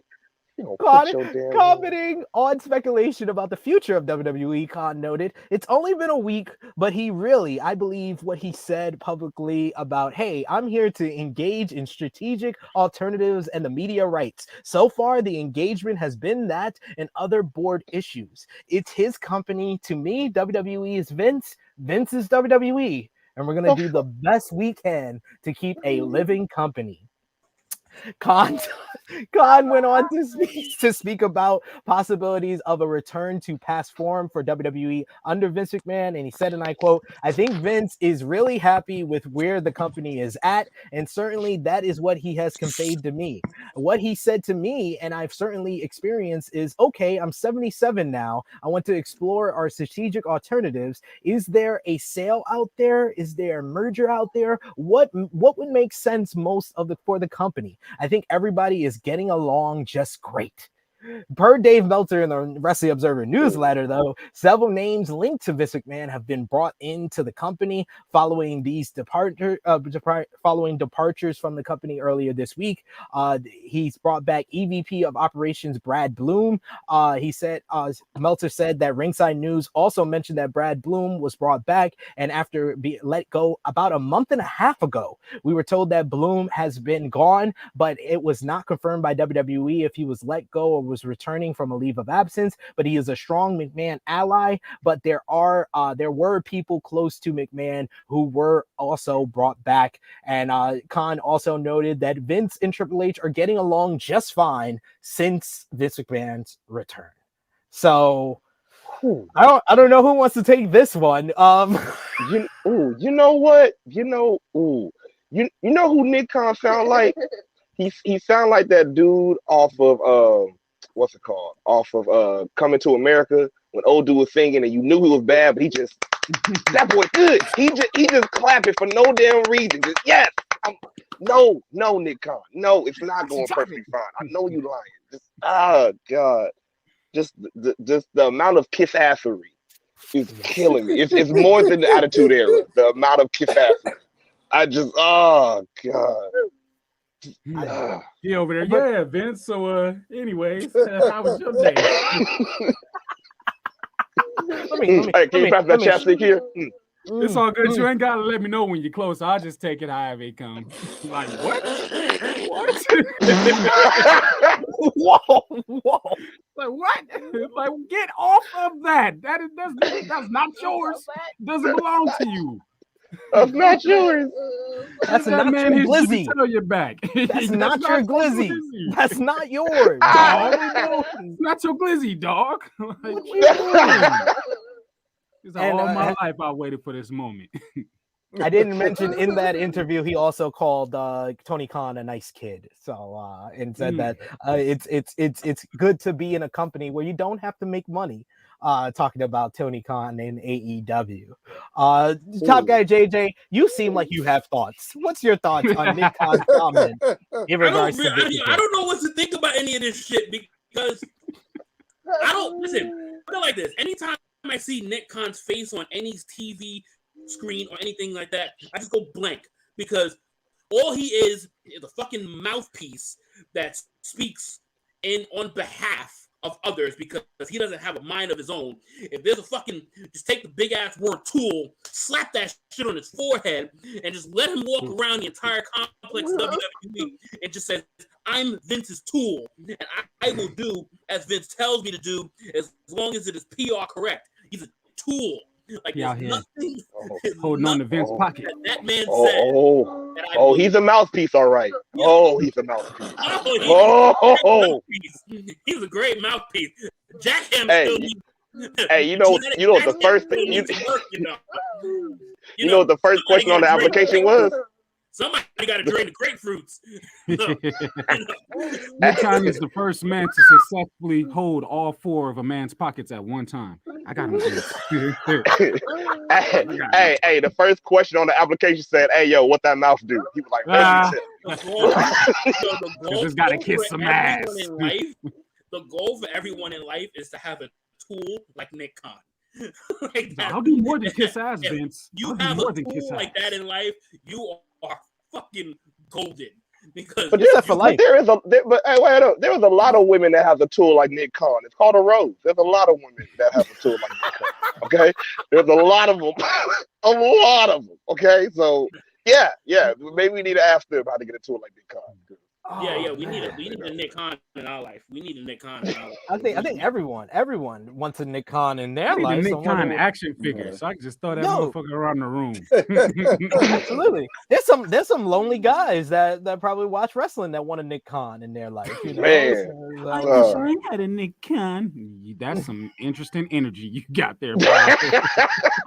Wish you luck on that, but yeah, I as always. As I always say during these, this is just part 3 of what will be the hostile takeover mixed succession. Any thoughts or comments yourself, Ness? The Kiss My Ass Club is real. That's all I can say. And honestly, I think Nick Khan was probably undermining or like low key running back to Vince when he wasn't there. When Triple H and Stephanie were at the head of things. Nick Khan's just like, oh yeah, I'm just here to oversee other stuff. Yo, Vince, they in here fucking up everything. I don't know what else to do, man. They're not even considering me. I'll be back. Don't worry about it, Nick. Sean Ross Tab just tweeted that WWE has confirmed to FIFO Select that they are doing office cuts right now. Yeah. Oh, well. Yeah. Yeah, on a Saturday, on people's day on off, a day off, on the off, yeah, on the off day day. Off. How you get fired on your day off, Craig? I work sad. for WWE. But yes, we were going to talk more about that because there was cuts this week from various departments as well as big names that have been with the company for over 25 years. Let go from the company as well this week. We'll get to that when we get to what we missed, but let's try to laugh at something not real as Vince McMahon. Let's go back to our fantasy wrestling draft, but want to highlight some comments here. Frantic World saying Vince is playing that 3-6 Mafia song "Slob on My Knob" every time he's seen Nick Khan talk good things about him. Check he going in the office. Do your job. Really? Juicy J, that's my yeah. That's my nigga. That's my nigga.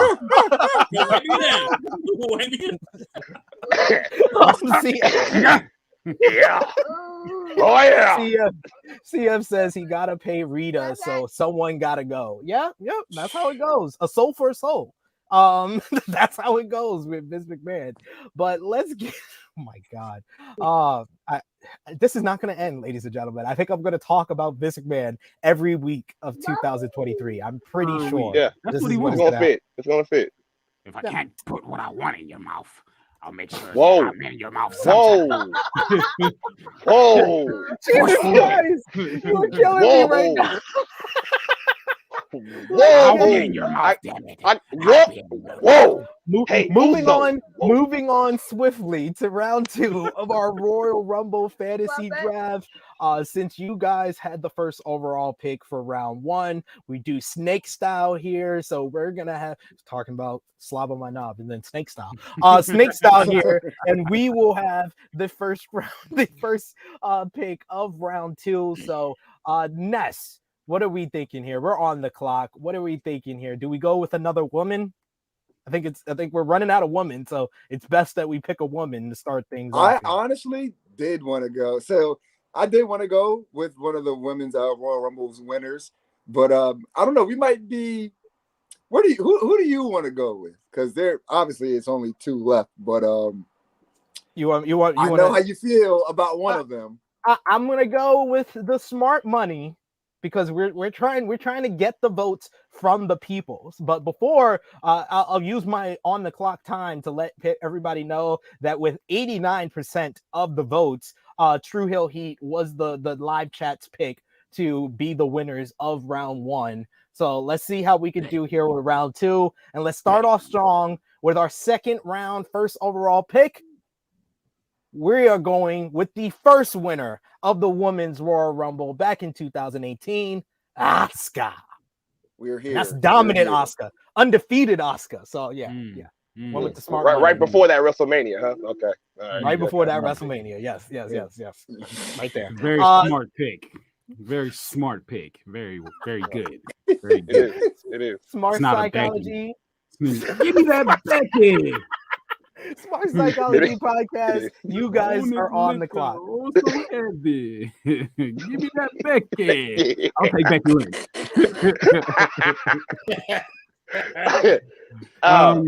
It's on me. Okay. Right now. Okay.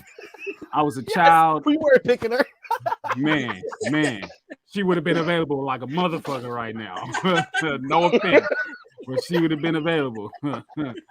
I was a child going to the sports arena that is no longer in existence down here in LA in the trenches. You know what I'm saying? I used to go watch WWF used to come to town, and used to always be on Saturday nights, and they have a card or whatever. I had to hook up when I was a kid, so I was always sitting front row. That's where I got my fetish for sitting front row from and everything. But one of those Saturday nights, this gentleman happened to walk down the ramp, you know what I'm saying? Well, it wasn't a ramp, it was just an aisle still back in the day and everything. And he gave something to me of which I wish I still had, but I do not, because I was a child and I was a dummy, something like a basehead, and I lost him. How much time I got? I love how he's trying to use his whole clock time. The best there is. Like, bro, is this The best story there time? was. Is this story time with Mac Milli, baby? Like, The best there is. bro? The best there was. And the best there ever will be. Give me Bret the Hitman Hart, baby. I don't will think Road say, Dogg gonna like that, but okay. I will say I do love King Mac with his intros before his picks, because he lets me know who the picks are, so I have the graphic ready. So I appreciate that. I appreciate you helping me out, with the clues. You gotta know what's going on. You gotta piece it up together, baby. You gotta with the context clues. All right, Ness, I think that we should go with the best of the early winners, and I'll let you decide who that is. It's pretty obvious. Okay. It is, and as much I don't even know if I really want to pick this person. You do. No. He's coming to the barbecue. I mean, they picked the daughter. They picked the daughter, so we might as well go for daddy. Okay. All right, I got you. So we're gonna go with the limousine riding, jet flying. I forgot how to say the rest of it, but killing. With a tear in my eye, that was the greatest draft pick that I ever heard.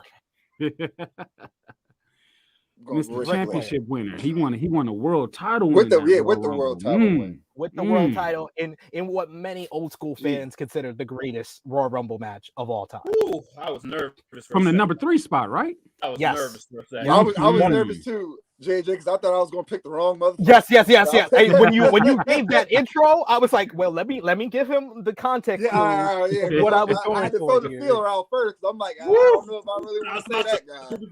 I'm about to put that Let's see how you about to pigeonhole the second round from up underneath us, Classic. I can't stand you. All right. All right. So question. Just question. Do you want to go? Do you want to go current big, or do you want to stay back in the day?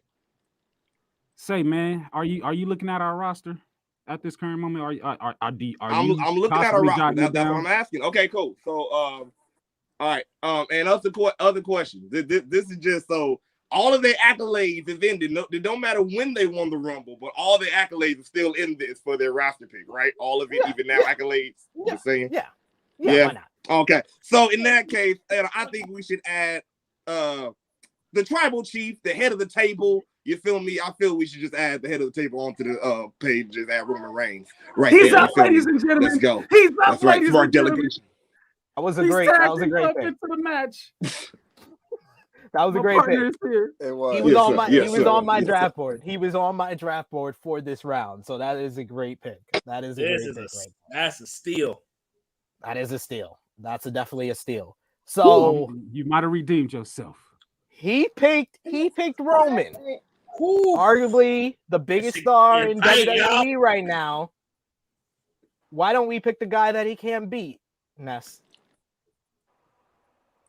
Pretty much, we just burned it down with this pick. We're gonna go with Seth Rollins. Seth freaking Rollins. You want to know what I hate Excuse me. and love about that? Because y'all got Shawn Michaels. You feel me? Yes. The barn burners. All right. Man, imagine we got 1992 Ric Flair versus 2001 Stone Cold at the top, and then the semi-main event is Seth Rollins and Shawn Michaels. Oh, come on. Who messing with that? Who's messing with that? Just say this is a very, very tight second round. Mm-hmm. That's usually when it happens. It's the second round, and then like the third round, we're just like fighting scraps for our lives.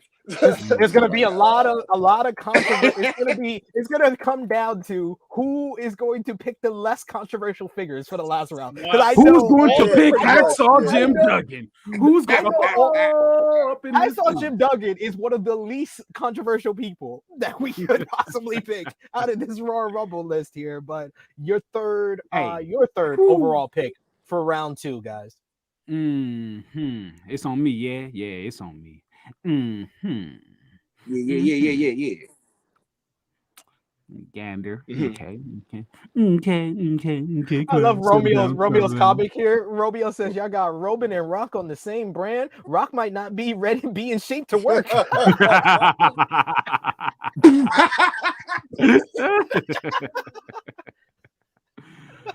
Oh man, I love it. This might mess you up, but I don't want to miss out my opportunity and my chance to have this man on my roster. You know what I'm saying? Oh, I wish I had my remote controllers right now so I can make the lights go crazy. But I'm gonna just do this one time. Give me the king of strong style, Shinsuke Nakamura. Yeah. Absolutely. Yeah. When he was up, when he wasn't busy just surfing all the time, when they actually wanted to push him too. Oh shit! Don't remind 2018. Don't remind me of that surfing shit. Oh wow.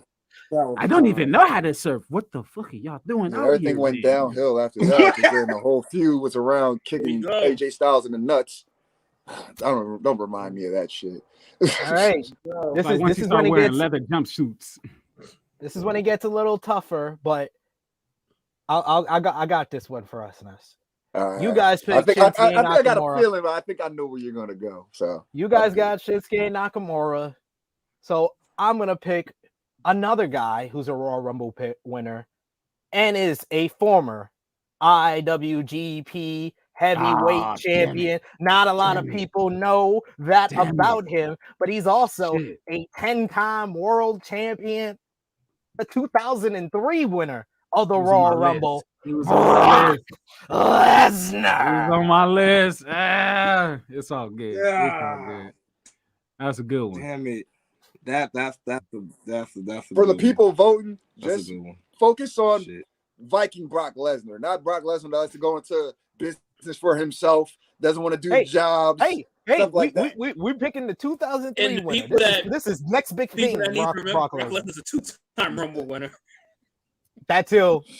Yeah, let's forget that that 2022 one. Let's focus on 2003. You notice I just said 2003. I didn't even mention it. He only said 2003, bro. Yeah. Just mention one. I only remember one. Yeah. Wait, he won it a second time? That happened? Oh shit. Yeah, that shit did happen. When he cut that awful promo on Bobby Lashley on Raw the next night. Oh, God. Smark Psychology Podcast. You are on the clock. 4th overall pick for the second round. But a steal and then steal. Okay. Make you proud. Make you proud. Shit. It's getting tough. It's getting tough out here. This list is rough. I'm thinking to give us another a good mid card, but I'm thinking I don't know if you he's still a former world champion, but I don't know if you want to go that route though. I mean, hey, just look at the roster and look at the interesting matchups. You feel me? Also, well, I don't want to say too much because somebody be picking up on my Well, in that case, so. I know we want some good matches. Huh? I said in that case, I know we want some good matchups and good matches, and I think this person might give banger after banger after banger after banger after banger. So I might go Sheamus. I'm gonna go Sheamus. I'm a bro kick the shit out of you, bro. He's thinking about a well-rounded roster right now. I really am. I'm a bro kick the shit out of you. I really am. Got green. Give you 10 beats of the Balor. This last 12 picks is all about defense. It's about really who do you not want to own on your roster. It really is about that. Really wouldn't mind him on that. But King Mac got green in his background and getting mad at J-Klassick every time he picks someone Irish. Like you got a problem. The green is for the money. To make this for the money. You got gold coins. Those are money. Okay. Ness was a nice. That's a nice pick of the litter right there. That is a nice one. But Ness, I think we can do one better. We just put Brock Lesnar. How about we pick the person that he ended his streak? You know what, good brother? Because we were on the same page once again, because that's where I was going to go with that as well. So I say, you say, we're going to go with The Undertaker. Are you looking at this list? Are you paying attention to him coming off the board? He was definitely going to make it. I've been asking you because I'm on my phone because my computer not working. Remember this? Do you remember this? Look, I've been giving you key clues on everything, but you haven't been getting it. So I'm going off the top of my head. I got you. All right. Going off the top of my head. I've been asking you. Just understand that Sheamus was taking over the Undertaker. Yeah, I know. Yeah, like you didn't see my face at once you said "burn." I was like, and you just kept going after banger after banger. No, I didn't. No, not at all. might as well say something because there's a huddle. I'm just saying, hey, it's still a huddle. I don't know why you just giving looks, but okay, it's cool. Cool.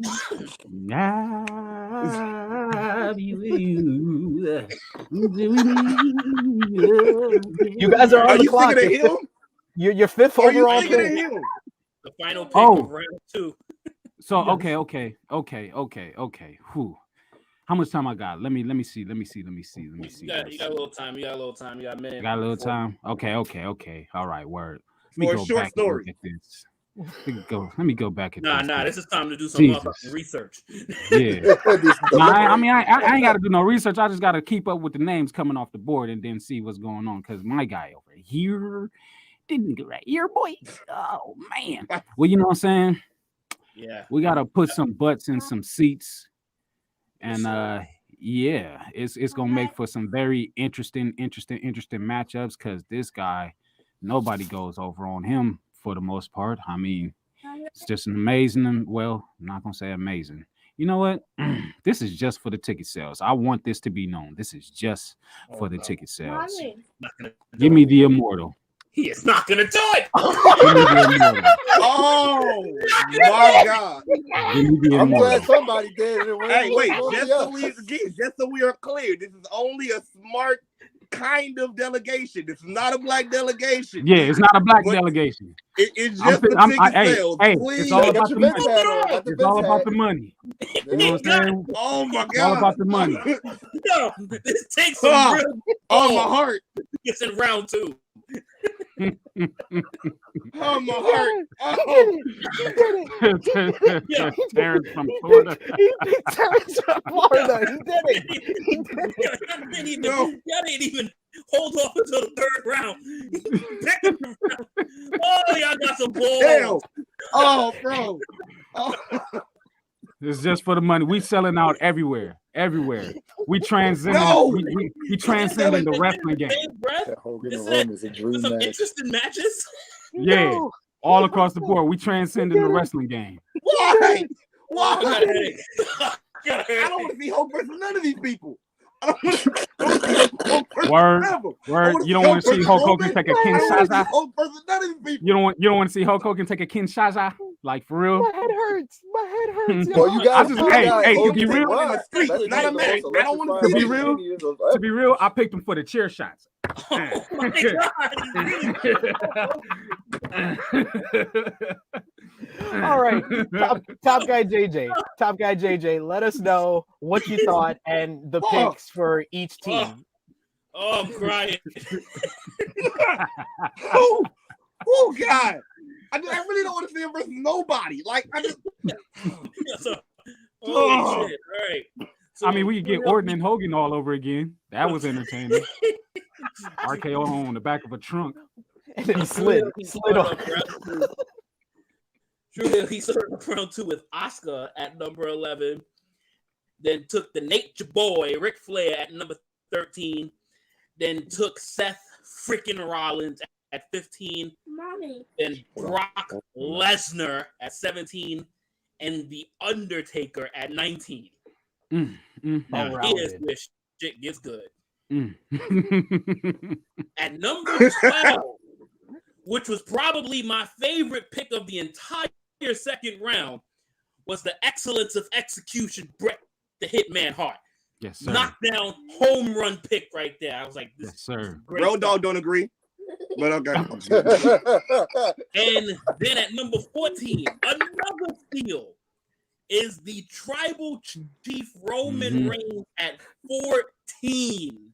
That was a good pick. 14 is the Tribal Chief, man that is heading to a 1,000-day title run. Number 16 was Shinsuke Nakamura, which was my personal favorite Royal Rumble of all time because of what that was meaning until it didn't mean anything. Yeah, unfortunate.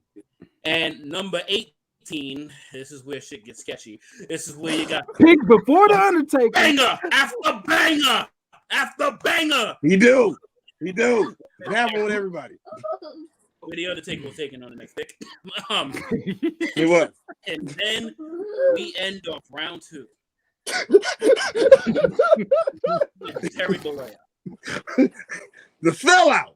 Hey, Thunder in Paradise. Give it to me. So, Urban Commando, Mr. Nanny. trying not to be. All right, so I guess doing this is like, I guess being black does not matter in this process. Hey, it's all about wrestling. It's all about wrestling. And whatever's going to get your fan base talking is what's going to happen. Well, they gonna talk all right. Talk about your ass. This is your choice. Let me tell you something, brother. You know, he can't go out to the ring with. I'm just see how many people he can't go to the ring with. He ain't going to the ring with Shinsuke Nakamura. Hell no. Oh, he made an exception for The Rock. You know what? He might do Nakamura just because of the whole New Japan thing. So That's true. He loves New Japan. in He does love New theory, Japan. Hulk Hogan's team fits his roster. He done offended a bunch of people on your roster, yo. Like, Bro, like big time. Roman probably just gonna spin him on the streets on principle alone. Like, I understand. I understand. Wow. Can No, you you don't. imagine that lose the matchup old man already. of He gonna get beat up. Hulkamania versus the Tribal Chief? This is another top half, bottom half, and I think without being biased, I think Smart Psychology has the edge in round 2. With wow, having Bret Hart, Roman Reigns, and Shinsuke Nakamura, like that was an incredible start to round 2. Obviously, I don't count Hulk Hogan as a pick. Thank you. The multiple time Can we winner. get Come on. from the record? hey, he's the first multi-time winner of the Don't make me Rumble. change my winner. mind. Don't make me change my mind live on stream. leave Terry out of this. Besides Terry Bollea. Besides Terry, this was an awesome selection of people. Got Romeo saying Brett gotta get his revenge on Hogan for WrestleMania 9. There you go. You got book it right Isn't there. that the irony? Brett starts Definitely. off the round. Man, Brett Hogan ain't worried finishes. about that. He still Just like Mania Mania 9. And the Tru Heel Heat killed it at the end, getting Seth Rollins, Brock Lesnar, and The Undertaker. Like, holy. Like, if a tie is possible, a tie is possible. That was a very, very balanced round. When you don't think about Terrence from Florida, Wait a as minute. Terrence from I Florida. gotta change the color of my lights. What's up with you and all these Irish people, bruh? When you shouldn't be picking them. Sheamus before Taker, Becky, the first pick. Hey, again, I'm going just off the top of my head, man. I'm just going off the first person. I can't get the list. I told you I am without a computer. I keep telling you. You can give me you give everybody else story time and clues, but when I say what you want to do, you know what? Third time's gonna be the damn charm. Yeah, Third time's gonna be the damn charm. Thank you. And I gotta go final decision. The combination of Ric Flair, Seth Rollins, Brock Lesnar, and The Undertaker is just ridiculous. That's ridiculous. Sheamus can't go at 18. Like, do you drink Irish whiskey? Well, guys, we got about 10 competitors left, and this is going to be an interesting round 3 with folks like Chris Benoit, Alberto Del Rio, Ronda Rousey still on the board. So you guys in the chat, y'all can vote right now and let us know who you thought won round 2.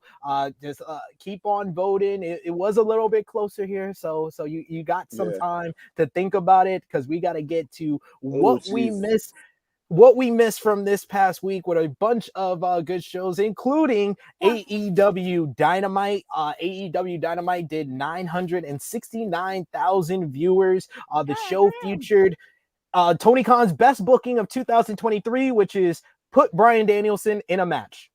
Great job, Tony.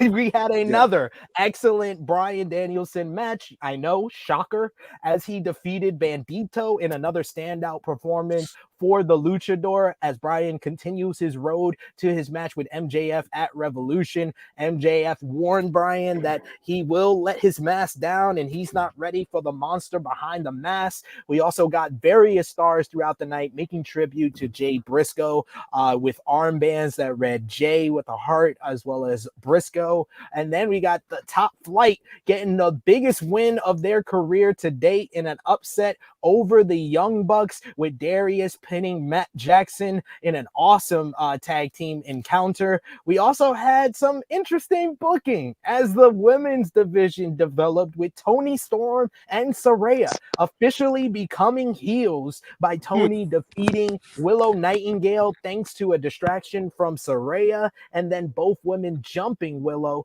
to a shock Sheeta watching along before Ruby Soho made the save for Willow.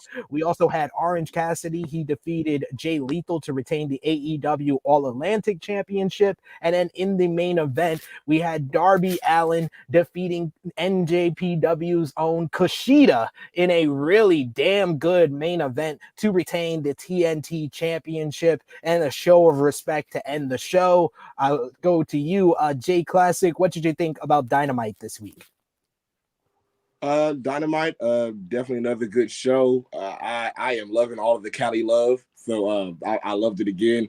We were there the week before, so just seeing the more, just more of Cali, just showing how good a fanhood we have down here too. I love it. But man, like you said, match after match, it was great. The Bandido match, God, this man is amazing. But we already know Bryan Danielson is great, but like I love this for Bandido. I love for everybody that comes from Ring of Honor that's getting the spotlight that that they are getting. Showing how awesome they are. When it comes to the Darby match, damn, my arm hurts. We have a name for Darby. We have a name for Darby on Smark Psychology, and a lot of names for that boy. His name is Drag Boy because he just get dragged everywhere, and he willingly does it. So I had an idea, like I got it shut down, but I think we should still have it where you know how we had like a tickle me Elmo, you feel me? Like when they tickle, Stop, say something. Stop what if doing you had, this. Like, a drag Stop me telling Darby? people about this. What if you had a drag me Darby, and every time you drag him, he makes the noise. Oh, like that can be something. Like it's something just on the screen. But yeah, no, it was a good match. It was a good match. No, you know made what my arm hurt a lot. What will work better now that I think about it?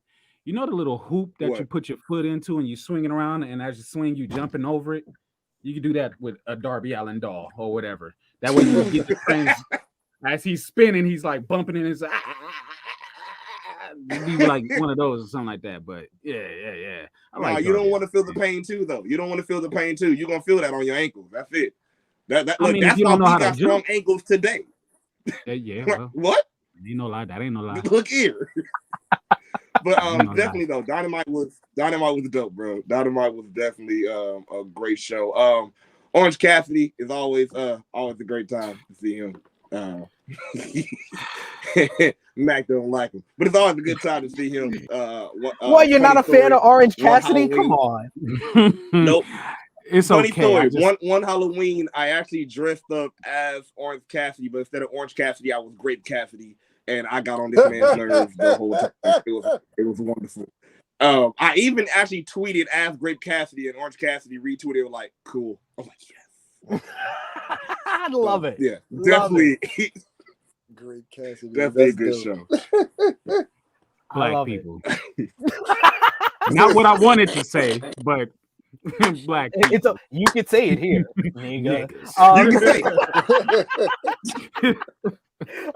Well, ahead of AEW Dynamite this week, Tony Khan did announce that the company would be filming a Jay Briscoe tribute show that would air for free on Honor Club as well as on ROH YouTube channel. PW Insider reported that Ian Riccaboni and Caprice Coleman, who were at the taping, were rushed to be brought in for the event. Tony Khan and ROH reportedly sought to bring in others for the taping, but the logistics to it happening in Fresno made it impossible to bring in others from across the country in such a short amount of time. There were reportedly attempts to bring in ring announcer Bobby Cruz, but he was not able to come to the event. According to Dave Meltzer on the Wrestling Observer Radio, there are plans for a second tribute show that will happen once the weekly ROH series begins airing on Honor Club. The second show will feature a collection of Jay Briscoe matches, and it will be the first episode of the new ROH series. Meltzer also said that there would be something done at Supercard of Honor to tribute Jay Briscoe as well. And it was also noted that due to Warner Brothers Discovery not wanting the Briscoes to appear on their networks, AEW was not allowed to run this week's AEW Dynamite as a tribute show to Jay. WBD's issues come from a homophobic tweet Briscoe made a decade ago, although many have said he had changed since then. Even wrestlers, LGBTQ plus wrestlers like Effie, coming out and saying how great Jay treated him backstage. He had numerous people come out and say like how much he learned, and he took sensitivity training. They actually tried to get him into AEW. Tony Khan and the Young Bucks told the story in this week's Wrestling Observer newsletter that Tony Khan tried numerous times to either bring in the Briscoes when AEW first started, and then when he bought Ring of Honor, but WBD not allowing them to do the tribute show, and then running Slap League, the power slap with Dana White is a choice. It is a choice. Right. That part. Yes. It's crazy. Yeah. That show is crazy. I'm not gonna lie. That was the first ever time I seen somebody get flapped into a front flip. I'm not gonna lie. But that's crazy. It's crazy to me. The selling is Slap League is some of the amazing. most epic shit. She said, oh. WBD, like I'm disgusted by them. Like, Yeah, man. You get condemned from a tweet over a decade ago. A decade ago. But you The can person have who your probably wife got around, mad still about it probably ain't continue to even have your still here. television Like, show. I'm upset about this forever. Oh my god, bro. yeah, Forever. but people people don't change. people like to say stuff about this person, but Dave Chappelle, he might have been on to something. It's okay if you're racist. Hulk Hogan left WWE for a while, but he got brought back in. But if you say something anti-Semitic or homophobic, you're crucified for life, apparently. So. Yeah. It's crazy, man. Like shoot. I know I've seen Hulk Hogan on a TBS show sometime. I know I did. But we can't, you know what? And we had to put him on our roster, Mac. Really? See now? Hey, ticket sales, man. Ticket sales. He was one half of what changed wrestling forever. Okay. Our roster is going to change wrestling forever and make us a whole lot of damn money. Confused. Like, you see that awesome purple background that you got there, and y'all had the intention of taking Terry Bollea, but didn't choose the Undertaker. He says his phone died. He didn't see the list. He wasn't accurate. I'm going off the top of my head, all right? I didn't know he didn't have that when he was asking for advice. So I was just like, you know what I'm saying? You got it. It's okay. You're not going to do the same damn thing again. But somehow, some way, he must have Irish in his blood. Bro, hey. They had I hit a pub. fights. I passed the Irish pub one time when I was coming from the club, so like that's what happened. And then like I kind of got fired. St. Patrick's Day every day for him. Put his fucking ankles on a motorcycle and dragged him through the arena. That's I'm not Darby. Hulk Hogan moment. That's my favorite Hulk Hogan moment, ladies and gentlemen. But we got to give it to AEW for the attempts to tribute Jay Briscoe, like the Young Bucks doing the Doomsday Device. Other promotions also tributing Jay Briscoe this week. WWE during NXT sent their condolences, as well as during SmackDown. Michael Cole sent his condolences, calling the Briscoes one of wrestling's great tag teams. You also had Impact. They did a tribute to Jay Briscoe on their show, as well as a 10-belt salute during their TV taping. New Japan today during the Wrestle Kingdom 17 Part 2 had NOAH and New Japan wrestlers coming out with pictures of Jay Briscoe. So it seems like, and GCW did a 10-belt salute for them last night as well. So all across the wrestling world, got to commend, the different companies, whether Jay was there or not, tributing him in the proper way. So I got to commend them for that, at least. The companies, not WBD. Fuck Warner Brothers, in my opinion. Yeah. But yes. Yeah. Let's move on, though, guys, to Rampage last night. The show featured Jungle Boy defeating Ethan Page in a solid opener after All Ego tried to use Matt Hardy's ponytail to get a roll-up, but Hardy swatted him away to cost him the win. Post-match, Page challenged Jungle Hook to a tag team match this Wednesday on Dynamite against All Ego, Ethan Page, and Matt Hardy. You also had TNT champion Darby Allin challenge Buddy Matthews to a match this Wednesday on Dynamite, as he wants to prove he can defeat every member of the House of Black after defeating Brody King, as well as getting the pin on Malachi Black back at All Out. We also had a great promo segment where Ortiz got a little bit too salty in the mouth for Eddie Kingston's taste, calling him a fake tough guy and saying that Homicide and Conan would think the same of him. So Eddie had to hit him with a steel chair and betray his best friend. We also had Brian Cage beating Willie Mack in a pretty fun little match to tune up ahead of his showdown with Brian Danielson on Dynamite. And we also had Action Andretti defeating Daniel Garcia in the main event. Smark Psychology Podcast, what do you guys think about Action Andretti? Because I said last night on the Sports Keto review, I would have flipped this show around because Jungle Boy is a lot more of a hook for the main event than Action Andretti. I'm not the biggest fan of Action Andretti after they gave him a microphone. Hey, yo, I was a fan after the match with Chris Jericho, but after he started talking, not so much. What about y'all? Hey, yo, Cheetah. What's up? What's up? I need to learn in the match tonight. I'm in the main event. Can you show me moves tonight? Hell yeah, I got you. Yeah, get in the ring. All right. Yeah. Yo, Cheetah. What's up? Oh, that's epic. Oh, Very nice. I'm not sure how many people knew about that. It was immediate. I was like, that nigga look like, hey, yo, Cheetah. I'm sure he has a name, but I bet he's making raisin bread right now. Like, I bet he's asking, hey, yo, Cheetah. First you get in the ring and then you lock up with me. Okay, and what else do I do to see? Like, it's just he's a cool dude though. I like it. I like his get down in the ring. Main event though. I mean, nothing else matters when you get to see Jade on your television screen. Whoa! I'm about to hide real quick. You let him have that. All right, I'm done. You sure? I just had to get it out of my system. You knew it was coming. Let it out. It's when I saw her in person, y'all should have seen me hopping over cones. I was acting a fool in Inglewood. I was tearing up. I went to hopscotch with no hopscotch squares. I don't know how he did it. Yeah, I was getting it. It's weird. Yeah, I went to one of the best Dynamites last week. Yeah, I went in the Forum. That was top to bottom one of the best. It was amazing. I loved it so much. But yeah, that's all that really mattered to me. When I see Jade, I forget about anything and everything else. So 50-0, here she come. Here she come. 50-0. Yeah, it's coming. 49-0 after last night. So 50-0 is in the running. Some news, and that's crazy. That match was taped, I want to say, in the Forum because they did a extra match and said it was going to be for Elevation.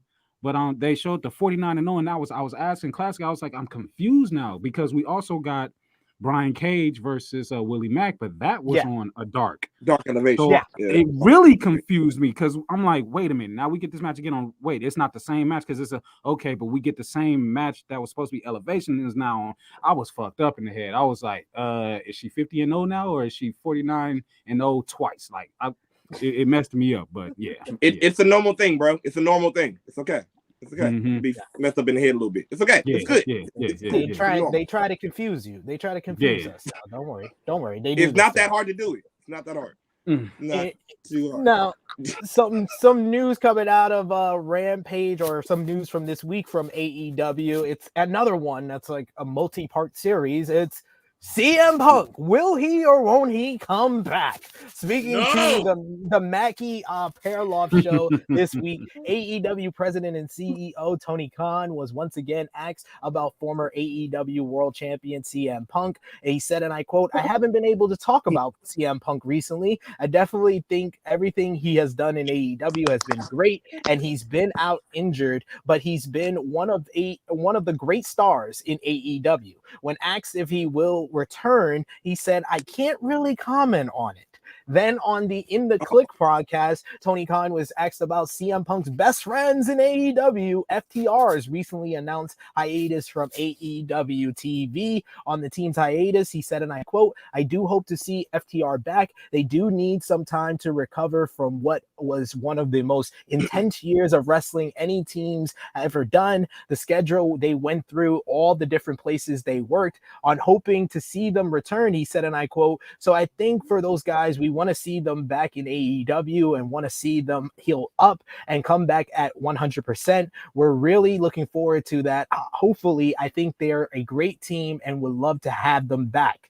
In the Wrestling Observer newsletter this week, Meltzer had a brief update on the working relationship between CM Punk and AEW, which is believed to still be at a standstill. Those close to Punk believe that Tony Khan has essentially put the former AEW World Champion at quote unquote on ice. No ideas have been presented to use him, and there's been no talk about a possible release from his contract. Either way, Punk is currently still healing from a torn tricep injury he suffered at All Out, and Khan will not have to make a decision until Punk is cleared to return.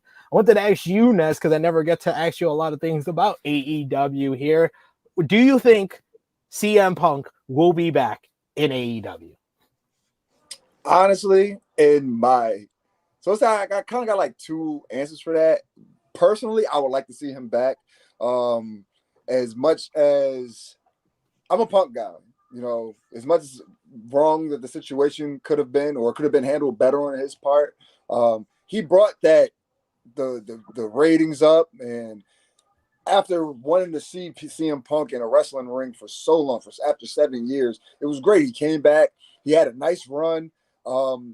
I just think I wish after, you know, All Out, things could have went a little bit better on both sides. You know, I'm not just going to put everything on CM Punk in that situation. Also, there's a lot of people backstage and the wrestlers in the locker room that have great things to say about him, like a Dax Harwood and, you know, Cash Wheel of FTR, you know, Jade also being someone else that said, look, he's been nothing but nice to me. So it's coming down to, you know, there's always the he say, she say. Everybody has their own opinion on a situation. I'm really hoping that cooler heads prevail at some point and they can all just do business. But again, this is just me doing my fantasy market booking. I think that FTR does resign and CM Punk comes back and they actually make a thing out of that because they never really got to actually do it on screen. Too much money. Yeah, there's way too a much lot of money there. Yeah, there's way too much money in that for them not to attempt it or try to do it. Also, with Vince coming back to WWE, I can see them not wanting to go in that direction. So let the time go past. Let you know, they're always going to be in the back of our mind, but like if they're not on screen, everybody's just like, oh, you know, they're not here. They can somewhat, you know, out of sight, out of mind type of thing, and then just boom, surprise, Punk comes back. They come back with him. It'll be great. It's a money match with the Elite for sure. Top Guy JJ, you seem to be the one on this panel here who is not with Punk returning. I don't mind at the end of the day. It's fucking wrestling. I mean, we're watching Vince McMahon saga. That's an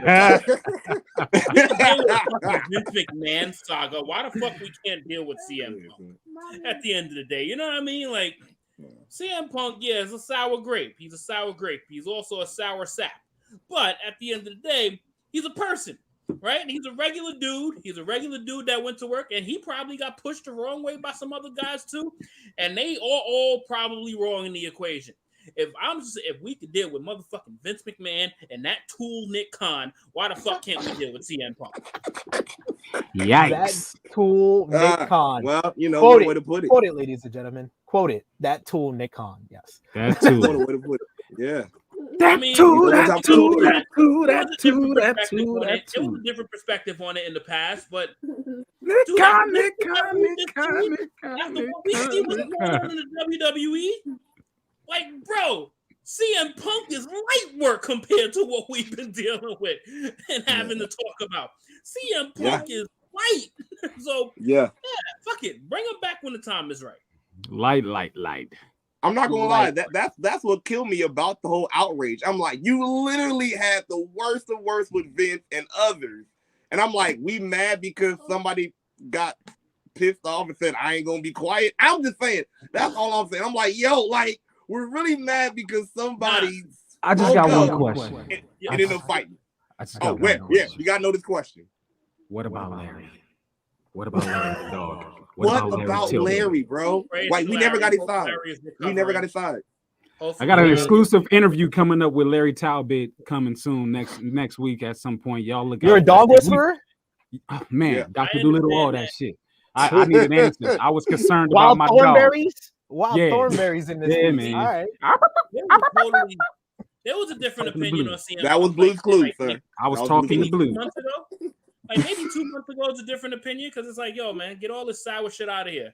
But bro, once this Vince shit broke and once all this shit broke, who the fuck are we to decide if we want a wrestler to come back when we have a man that is basically ruling the world? A professional wrestler. And we should mention on the FTR podcast, Dax Hardwood did say that the return of Vince McMahon made his return to WWE questionable, meaning I don't think it's happening anymore with what's going on there. You know, right now, Tony Khan is looking like Dave Chappelle on that Prince episode. Come on. Come on, yes. Come on, bring him in. They'll be in the shower shaving each other's backs again. This time you're not going to use razors. You'll use your tongue. Let's talk about this week on WWE on television because they actually have television stuff that's going on. And last night's SmackDown was a good one, as always, with the Bloodline being the focus. And we got key developments in this Bloodline saga as the night kicked off with Roman Reigns leaving Sami Zayn hanging as Sami Zayn was distraught. Then later questioning Sami Zayn's reaction last week during the matchup when the Usos and the Solo Sikoa interfered in his match with Kevin Owens, before Sami said he just wanted to be in the loop and felt like KO might be right that the Bloodline is using him, which led to Roman Reigns kicking him out of his office and Paul Heyman being scared to death as it was all going on. Paul Heyman eventually talked some sense into his tribal chief, who later apologized to Sami Zayn again and gave him directions to get the Usos and the SUV ready to leave, and then eventually gave him the fist bump that started off the show. However, the scheduled contract signing went to chaos as Kevin Owens blindsided the Bloodline and drove Roman Reigns through a table with the pop-up powerbomb after giving him a stunner, and Sami Zayn arrived late to the party and didn't attack Kevin Owens, once again putting his alignment with the Bloodline in jeopardy. This was the highlight of the show, and if you just watch these parts, you're totally fine not watching the rest of the show.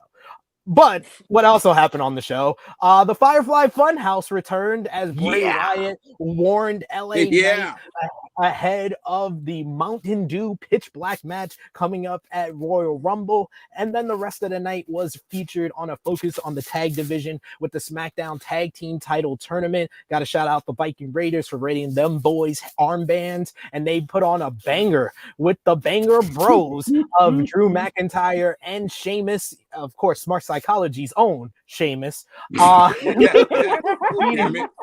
the Viking Raiders. We also got a short but good match with Imperium defeating the Brawling Brutes, and we also had Hit Row beating Los Lotharios, while Legado del Fantasma with Zelina Vega, looking very Zelina Vega, defeating Maximum Male Models in matches that happened. They happened. This is the bracket for the SmackDown Tag Team Title Contenders Tournament. Any highlights or thoughts on last night's SmackDown? Bloodline, like what the hell? Yeah, I'm here to fuck up your head. I'm here to fuck it up. No, is it G. Willikers Wilkins? Did you just put a box of fries on your head? I'm here to fuck it up. That's what I'm What here up, for. G. We about to get... White Will, what up, bro? What's going on, buddy? It's Bob. It's Bob from marketing. It's Bob from marketing from the. The party is going on, bro. This whole damn mark out of control. Out of control. Oh, man. Oh yeah. Smackdown. Yeah, I gotta Yeah, scramble their Smackdown. brains because we about to get back to these picks, man. I gotta scramble their brains real quick.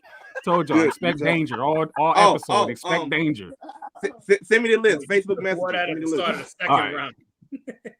Before we even start the second round, he's trying to get in our heads. You see this, Ness? You see this?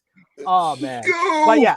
Like I said, I guess he's fully embracing the Terry Bollea pick. Now you just got to shave the top and just have it around the sides. Hey, Absolutely. crazy thing. I was Macho Man one year for Halloween because I be going all. I used to go all out. I'm retired, but I was Macho Man, had the full garb and suit and everything. My best friend was like, "Well, I want to be something too." Well, I turned him into NWO Hulk Hogan. I put the beard on him and everything or whatever. Gave him the bandana. Had him. He was brother. But it was cool because he's only half black. He's half black, half I always say Asian, and now it's stuck in my head. Filipino. There you go. Half black, half Filipino. But yeah. Funny note. But yeah. we got people in the chat doing the Rick James thing. We got blonde wigs on the camera, and all I asked about was SmackDown. You see what goes on the Tru Heel Heat flagship podcast, y'all? This is the kind of Let chaos. you know how that show was. The chaos that we go through here. Let's talk about the big WWE news from yesterday, though, as fans have been theorizing hints towards The Rock's return for a while, as it's been kind of the rumor that that's the match WWE wants to do with Roman Reigns. And then this week, we've had the poster for the Royal Rumble, including electricity. We have bull-themed Royal Rumble merchandise. And then WWE dropped another big hint that The Rock could be returning soon, releasing new merchandise for him on WWE Shop. Fans have speculated about the family encounter between Rock and Roman Reigns for 3 years at WrestleMania 39, and WWE has announced every generation of the Bloodline will be on this Monday's Raw 30th anniversary, which could be where the Great One reappears. But when there's fan excitement, Dave Meltzer is right around the corner to put a bucket of cold water on it. In the Wrestling Observer newsletter, he had a new update regarding The Rock possibly appearing at WrestleMania, and according to a source, The Rock has indicated he will not have the time to get into shape. He needs to be in for a main event match with Roman Reigns. Unless he changes his mind in the next few days, he will not appear. The deadline for Mania plans is fast approaching. While he may not appear this year, the door is set to be open for a future appearance. There's no word on if he's actually turned down the offer or not at this time. It's just considered less likely than it was a few months ago. However, the Wrestling Observer newsletter also noted that this could be an attempt to keep his return a surprise. Either way, he doesn't appear. WWE has a backup plan ready to go, and it has already always believed that The Rock was not a lock. As time went on, the chances have decreased. So I will ask you guys, I'll ask the panel here, are y'all buying or selling this report? We'll start with you, Chuck. Bullshit. It's this fucking wig. Right. So this is what y'all gonna do, right? Y'all want to fucking give away Cody Rhodes coming back weeks in advance, but y'all want to hide The Rock possibly coming. Y'all want to hide that when y'all got to fill up a fucking 90,000 seat arena for 2 nights. But yeah, we gonna keep that shit under wraps. Decisions. These people make are just so damn dumb. It's wrestling, bro. It's wrestling. You gotta love it. You really have to love this shit. You know what they're doing? They're protecting themselves in case while training to get ready, something happens. So it's like they're protecting themselves because obviously The Rock has to do different workouts and he has to do different things to get himself ready. So they're protecting him to make sure that, all right, cool. You gotta way out in case something happens. Yeah. Mm-hmm. But if all things go, we'll see you next month, kid. Yeah, I don't see how anybody thinks he's gonna still make a future appearance. This man is 50. If he ain't coming back now, I don't think he's ever coming back. Really? I don't. Really? We're gonna do this for in a big wrestling. match. For a We're big gonna match, do I don't this think in he's wrestling. Did he- Ric Flair just not have a big match at 78? Are we really doing this right now? Does Ric Flair have millions and billions of dollars connected to Hollywood projects and lost money in the production of Hercules back in 2013? Yeah, well, yeah. He has been sneaking up the joint. I will say that. You know, but you know, with wrestling, I'm just like, so much shit comes out and so many things happen. I always like to really say, like, you know what? I ain't buying no, like the comment says right here. I'm not buying or selling any of it because I'm not gonna be bamboozled. I'm not gonna be worked. I'm just gonna wait until some shit is solidified and it happened, and then I'm gonna get my take on that. If it's interesting enough, then I will lose myself in the fantasy of what ifs or whatever. But still not like, oh, this is gonna happen. It's gonna nah. I ain't paging these people. No way. I said paging them. I'm telling my age. I ain't texting these people or whatever. You know what I'm saying? Communicating with them, getting everything and on the down low and know what's up and what's happening. Like I don't know nothing. Even when I meet and I talk to folks, whatever, I ain't asking nothing that's like groundbreaking. Like, you know, you gotta. I tried it with Khan a couple of times. He don't really like me asking him what he got coming up in store because he's all like, you gotta watch and see. I'm like, come on, bro, you gotta give me something, Khan. Come on. But like, you should have done it with the wig. You know what? I'm gonna do it at PCW. I'm gonna wear it on Friday and be like, what's up, Khan? Can we have a talk? I'm gonna make everybody have a talk. Can we just converse real quick? I agree with Romeo here. We'll know a lot more on Monday with the ceremony. I don't think The Rock's going to appear on Monday, but I think we're going to get a hint if they are leading to that matchup with this Bloodline acknowledgement ceremony on Monday. And even if they're not leading to that match, we still got to get a hint. It's actually officially not true because technically The Rock had a match at WrestleMania 32 against Eric Rowan. This is true. 18 seconds. All 18 seconds of it. Yes, absolutely. Then Eric Rowan went to go have a big ass spider in a cage after that. That shit bit him too, in case you guys forgot. Oh yeah, I remember. I remember very well. Can you not remember The Rock setting his name on fire? Man, can you not remember that? Oh, for whatever reason. And then the old wouldn't work because at first it was just going in and out. I'm like, bro, like, and it took forever.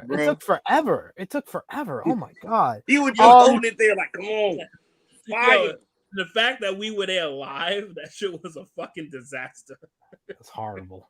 Well, talking about Monday Night Raw this week, they did 1.4 million viewers.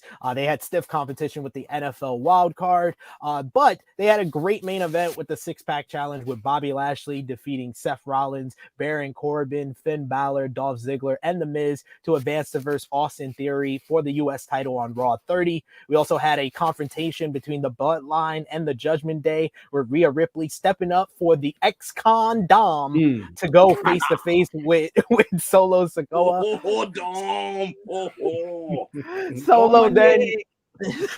Solo then beat Mustafa Ali, but post-match Kevin Owens attacked the Bloodline to get revenge for SmackDown last week. Alexa Bliss laid out Bianca Belair ahead of their Royal Rumble showdown thanks to a distraction from Uncle Howdy. We also had Becky Lynch challenging Bayley to a steel cage match on Raw 30 after a really good promo exchange. And the big story of the show was Cody Rhodes officially announcing his return for this year's men's Royal Rumble match, which segues nicely into all the Royal Rumble news that we got this week. On Twitter, WrestleVotes explained that the reasoning behind WWE announcing Cody Rhodes' return for the Royal Rumble is, they said, and I quote, "Ask the source the reasoning behind Cody Rhodes' Rumble return being announced as opposed to a surprise. Sources said it's twofold. One being that they nearly everyone expected it to happen already, and two, source states that they are more than pleased with the other surprises that are lined up." So I gotta ask the Smark Psychology crew: Do y'all think Cody Rhodes is going to be the winner of the Royal Rumble? You want to go ahead and take that for just a smidget, bro? I got some theories here.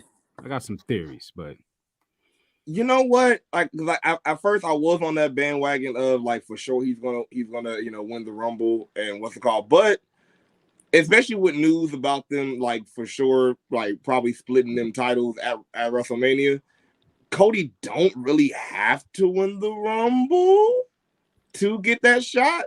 So it's like that kind of opens up a lot. So it's like I'll put Cody in the back pocket. But I'll say maybe they might give somebody a chance. Maybe they might, because like I see the way they're giving Cody the, like I'm really fighting to get this championship storyline. So it's like I don't know if they're gonna maybe keep it going all the way to the road to WrestleMania. That's the only thing I'm looking at. So I on that I'm gonna say probably not. Mac, what you think? Even though the adrenaline is in my soul, every thought out of control, do it all to get the money. Trying to get us copyright claim. That was good. So much I love Cody. I love Cody so much, but to be really, really real, what they should do and they probably won't do. I get so excited for the Royal Rumble, and I never get what I want half of the time, more than half. Sami Zayn should win this Royal Rumble, or at least be in the final two. I'm with you. You could turn him into the biggest baby. Not like he wasn't already a big baby face before his heel turn or whatever, but like Jesus Christ, you could make a superstar out of Sammy right now. You can you imagine the amount of people that will be crying? It'll be like how we all felt when Kofi won. You know what I'm saying? But then it's just for everybody though. Everybody else to join in on it. But give me Sammy for the win. But I know they're not gonna do it. He should at least make the final four, final two. I'm with you on that because I've said it for a few months now. Cody beating Roman is a waste of Roman's reign, in my opinion, because it's more about Cody winning the title. It's not about him ending this legendary, built up as the greatest title reign of all time. It becomes less about to that. Degree, to be able to add on to his history for the meaning and the purpose, and then to like slay a dragon such as Roman. That's kind of monumental. But it doesn't. And he has to start the equal enough star power for it too. And we're not tired of Cody, this version of Cody in the WWE, but it doesn't even elevate him. It doesn't make him a bigger star. Cody's already a big star. Him beating Roman doesn't really make him a big star. It more would make someone like Sami Zayn, in my opinion. I don't say it will make him a bigger star, but I will say it finally will like complete that story on his star. Because, like you said, like the main completion of that story is him winning the title. But like I said, that's then it's not about Roman's reign ending. It's about Cody winning the title. So that's a true. Waste but of also Roman's we reign. Got two titles. Because that's gonna be my question. I'm like, since they're splitting it. The title is the only way I can see it working is if Cody wins the Rumble and he says, "I only want a shot at the WWE title." Which that's the only title he's been talking about. No, but that would make him be stupid. Because why would you beat Roman and not take both titles? And two, but it plays into like his whole story, like you said. Yeah. I don't know, man. It's so much in the air with Cody, man. It's so much in the air that could work and actually, could happen. So it's like it's hard to make a definite, yay or nay if it's gonna happen. So Sammy deserves more than a tag team title run. WWE has to make a decision because they could go multiple ways and it would make sense. Like, why not Seth Rollins win the Royal Rumble? I'm over that, Seth. That's Seth. Why not a debuting Jay White? Technically, never lost the championship match, so that story never concluded. Never got his title shot again. He never takes that L to Roman. So they can go multiple ways, and we're probably not going to agree with one of the decision that they make. There's going to be and my other thing is, should WWE not pay off on all the money they should probably make if Roman Reigns meets a 1,000-day reign? Because if he loses at WrestleMania, he's losing just before he hits 1,000 days on May 27th. Nah, they're gonna give him that top slot. They have to. Yeah. Okay. Would you be mad if Roman lost only one title and kept the other? And he's got to keep keep the Universal in order to break that record. He's got to keep the Universal. I said that's the only scenario that I could see happening is Cody beating him just for one title, but that just seems stupid in my opinion because Triple H, you idiot, you had the perfect opportunity to fix both things that you wanted to fix. You idiot, Paul, because you had the money in the bank. Got in the way. You had the money in the bank swinging right here with Austin Theory. He could have cashed in at Clash of the Castle for one title, and Drew beats him, and then you separate the titles. You get the money in the bank off of Austin Theory without that horrible cash in that would happen later on, and now you look like a dummy. You look like a dummy because now you're going into WrestleMania with one world title and you're stuck. Look like a fucking gobbledygooker. I'm gonna keep saying that. I've been saying this since September. This is the stupidest shit that Triple H has done so far. Can you just imagine if they decide to pull the trigger on Sami Zayn? Like how fucking legendary that shit would be, and how outside of the box and great decision that would be if they actually did it.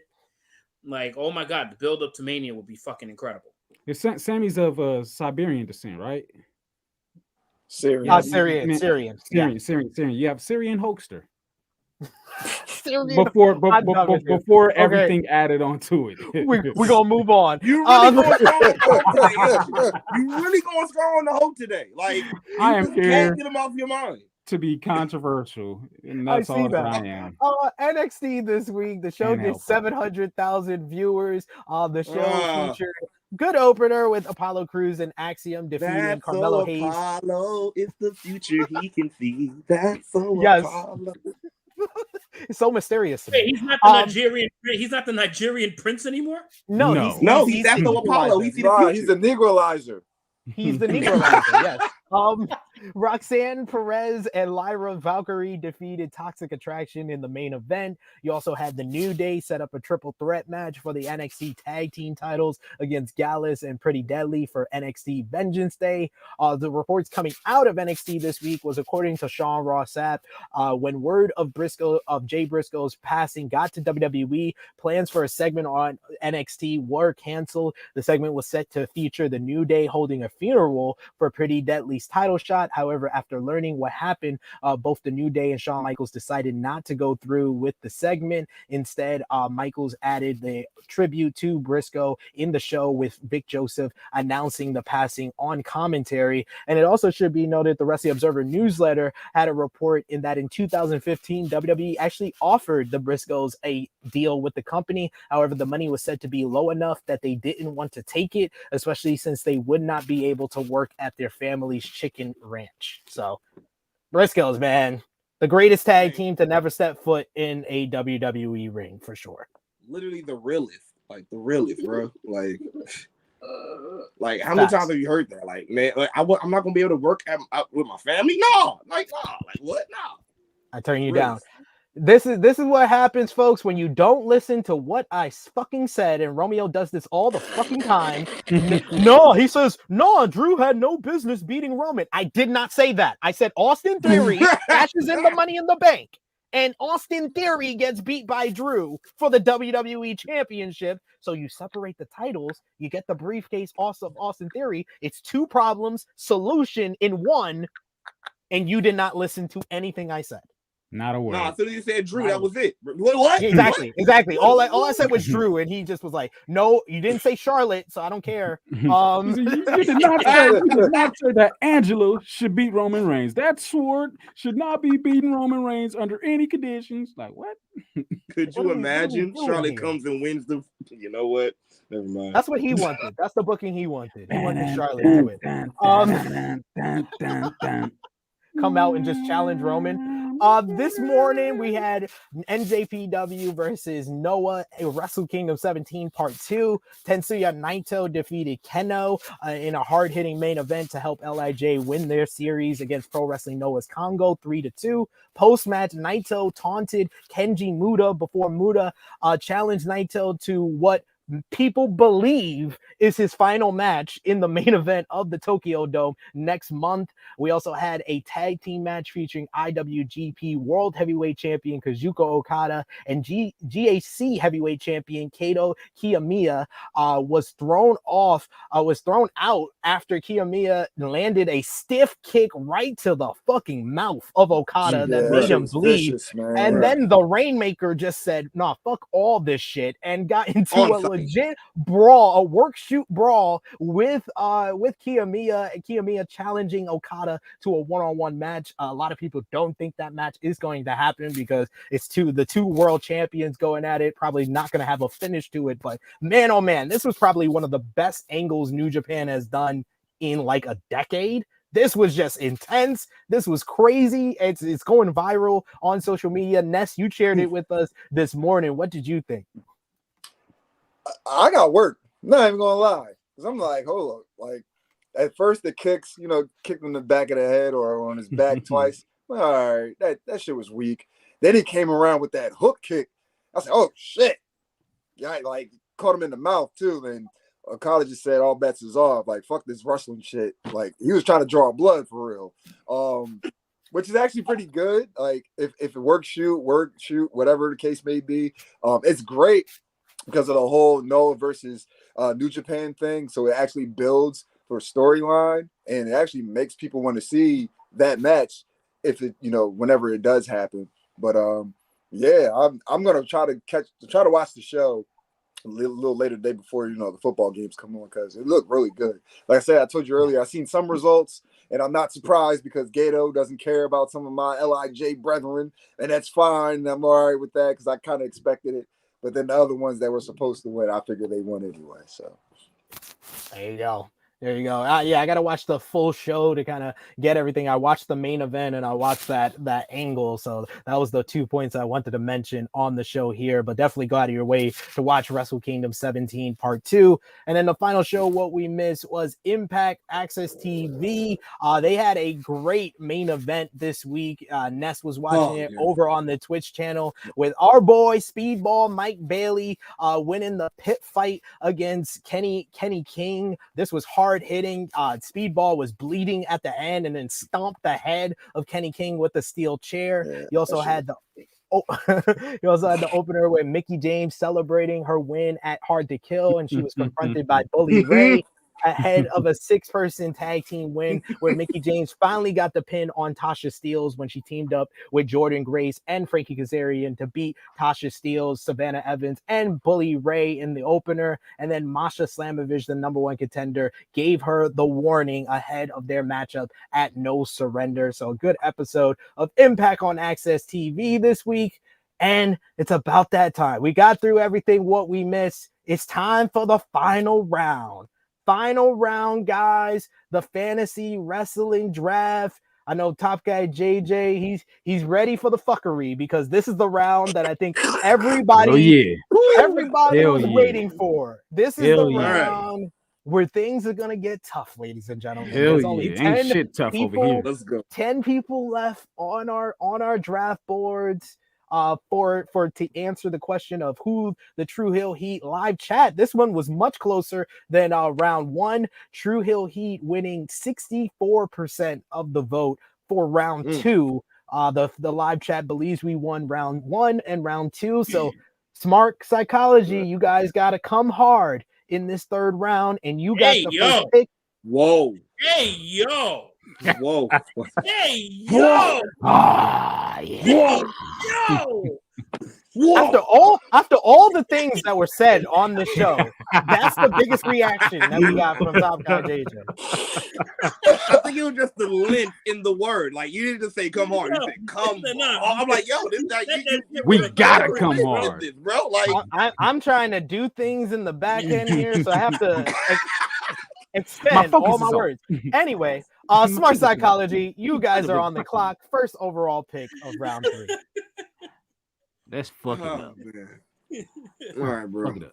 So I think you can't go any worse than. Oh no. I think I got this.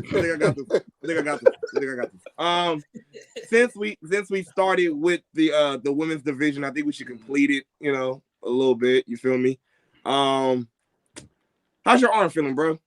I mean, you know what I'm saying? It's feeling all right as long as it stay away from her. But at least we get to have different matches and not the same match over and over and over and over and over and over and over and over and over and over and over and over. We got a little sprinkle of a difference, you know what I'm saying, with 3 women. You know, wait. The only rule is she cannot smile anymore in our division. No, she's not smiling. She's not getting the microphone. Come on, Rhonda, bring it on over here. Come on, bring it on. No microphone, nothing. Since just we go got out there and be mean and fight. Since we got a full African American woman, you had to get a woman with 1/8 African American in her blood. So had to. Congratulations. That's what the makeup. Congratulations. Yeah. Important. Grandparents are important in the world. It's true. It's true. Grandparents are important, y'all. Ness, what are you thinking here? First overall of round 3. What do you think? Because I don't want to make the wrong decision and I have to hear about it for the rest of my life. So, let me tell you something. I'm gonna do that. This whole round is wrong decisions. I have one. Whoa, all right, wait. Give me some leeway. You just gotta think of less egregious than the others. I do actually have one pick. Okay. And he's one of my all-time favorites. Oh God. You should know where I'm going with this. Yeah, I know where you're going. You can go with it. Go ahead. Just want to get the blessing first. Mm-hmm. We're gonna go with the greatest luchador of all time, and Rey Mysterio. Okay. All right. First overall for us in round 3, Rey Mysterio, Smark Psychology. You guys are on the clock.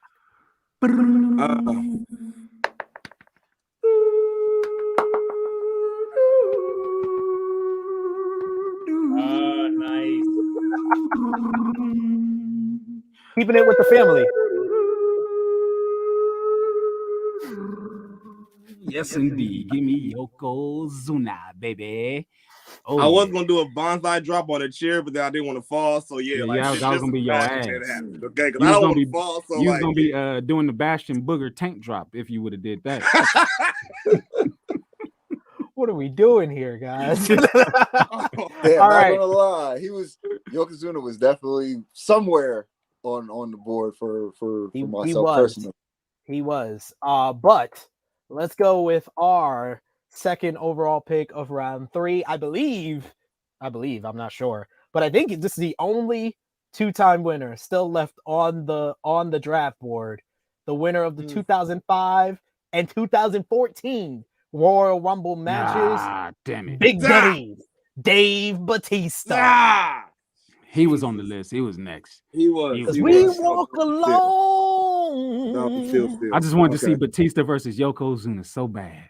Just imagine that Batista bomb. That power bomb attempt would have been wonderful. Oh my God, that attempt. So what you got? You guys are back on the clock. Third overall of round 3. Jeez. Okay. All right. Let me see. Yeah. Might still be let me go back and see what might still be there's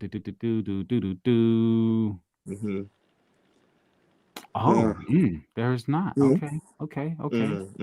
Everything came off the board that round. Just want to let you know Rey Mysterio and Batista was on the list for that round. So, yeah. So y'all stole big time. You know what I'm saying? I'm you know what we doing here.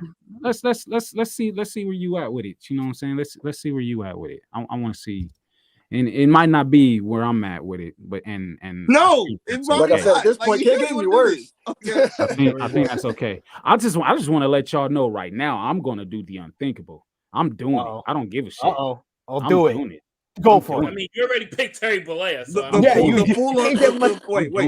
wait. I came into this knowing that I was gonna do that, and I got an explanation for it. Like, I've been saying that. We're talking about the full unthinkable already. No. You ain't got to do it because they ain't gonna do it. They ain't gonna do it. I think you go for it. Go for it. I already know where you're going with this. Let me just mark it in. I think I know. You know what? You know what? Hey, God. I'm going Lex Luger. Oh, damn. Okay. Mr. USA Luger. Okay. Yeah. Okay. Not gonna lie. I think that's where he was going with it. I didn't think so either. I thought we were going into the danger zone. I thought we were going to the danger zone. Oh man. All right. You want to pick this one or you want me to? You can pick this one. All right. With the third overall pick of round 3, I'm going to go with the safest person who won't get us into legal trouble. Still left on the board. Going with Drew McIntyre. Safety net. Okay. Safety Yep, net. I'm just trying to avoid any lawsuits, any police violations. I want people that will actually show up to our shows. That's what we want. Shoot, man. We already voted a black card, so I guess we shoot. Go ahead. Oh my God, Romeo with the comment of the night, the comment of the day, saying that Lex killed someone too, so it don't even matter. God damn shit. Like, hey. Yikes. We're here. We're here now, okay? This is where we are, okay? This is where we are in this place. Yo, Let's see. We got 2 more picks this round. Crazy. Yeah, Deuce. Yeah, Deuce. 2 more.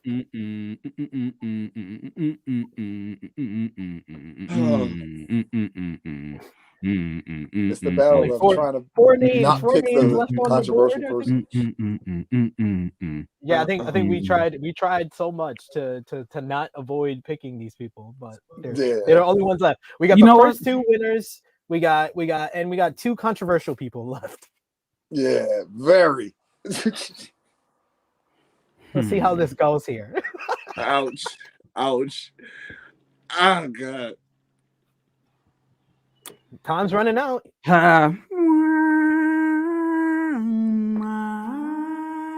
Do it.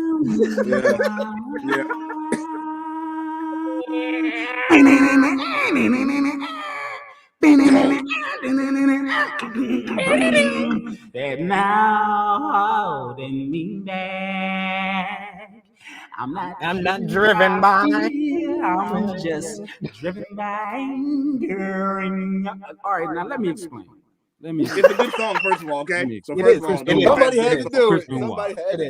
I was definitely going to do it because we talking wrestling here. You feel me? We talking wrestling and wrestling only. You know, that makes it easy to make a lot of different selections, especially some of the ones that I've made, because it's just like, forget all the bullshit. You know what I'm saying? When it comes to wrestling fans are still gonna pay that money. They still gonna buy that ticket. They still gonna show up, and they still gonna have shit to say. And Eric Bischoff said it best himself: controversy creates cash. I will do that. Chris Benoit, outside of his life, that we have no idea, even with all the stories told and things said, what took place with that man. It happened because of what he gave to us. And what he gave to us was miraculously great. Greatness in the ring and his accomplishments. You know what I'm saying? That led to him having whatever issues that he could no longer contain or control. And I say that having 2 parents that were abusers. You feel me? Like you did some things and now you have no control over it. And you like, can we really be that damn sour? When you think about it in a whole, like, hell yeah, it's fucked up. Especially how it transpired and occurred and all that and everything. It's crazy, but that man was gifted. He was gifted. He wasn't driven by anger. He was driven by CTE, apparently. Nate Milton. I just hate that people just step outside, because as much as we want to personally be like, oh, I feel this way, I feel that way. Like, dude, we became fans of the art, not fans of the people. We don't know who these people really are outside of here, even when we meet them. When I go out and I meet people, I give them a shell of myself. If y'all think that this is full me, there's so much more. You feel me? So it's like, who am I? Who am I to say, because this man did this, not in his right mind, I'm just gonna forget about his legacy and his career? Fuck that. It's not fair. I could see if he was trash and if he had like the type of gimmick in the business that made you really go, wait a minute. But he didn't. He was a Wolverine for a reason. Rabbit, but you know, the matches with what I got on my roster with Chris on our roster with Chris Benoit. Banger Like, come on with now. Chris with Bret Hart. Bret Hart's on Ooh. your roster. He had one of his Bangers. best matches with Bret Hart. Bangers. Come on, Triple H, Orton. Like, come on. I think they made our decisions pretty easy for the last two picks. Ness. I'm gonna go with the greatest winner of the Royal Rumble, the winner of the biggest Royal Rumble, Braun Strowman, with our 4th overall pick. That works. Don't you flip in front of him, though. Don't you flip in front of him. All right? Y'all Don't are even do a on the backflip. clock. Y'all are on the clock. The last pick of the 3rd round. Your last pick overall. All right. Okay. All right. We really gotta look at this one. Okay. Let's see. All right. Okay. For the sky. I am. Okay. I'm looking at. Okay. We got him. Much left. I know. I'm saying we got him. We ain't going to Home Depot either. Why does Romeo do this to me with these comments? Yeah, we changing history. We changing history around here. Hell yeah. I fucks with Romeo. Exactly. You know what? We're not going to Home Depot, man. Get big somewhere else. Not going to. No, we're for sure not going to Home Depot. Okay. But do you want to go to Mexico? You know what? I'd rather go to Home Depot. Hell yeah. Hell yeah. Hell yeah. Do that. Let's do it, man. You know what? I'm picking Alberto Del Rio, bro. Let's go. Hey. Alberto Del Rio versus Rey Mysterio. No, we ain't got Ray. They got Ray. But Alberto versus Benoit. Alberto versus Brett. Alberto versus Randy. You know what I'm saying? Yeah. I like Alberto versus Roman. Like just hey, Benoit he won a 40-man Royal Rumble. He won a 40-man Royal Rumble, y'all. Just saying. And he also allegedly kidnapped somebody. Anyway, allegedly. I said allegedly. Are we going to Home Depot on page? Like what? Anybody that smacked on Saraya, like what? Yeah, hell yeah. Whoa. Man, wait, I mean, not that type of smack. Just terminology. My bad. Hey, Xavier, don't get all rated R. Okay, wait a minute. Relax. Ness, go to Home Depot. Yeah, go ahead. Go get that Jim that Douglas 2x4. is our final pick of the round 3.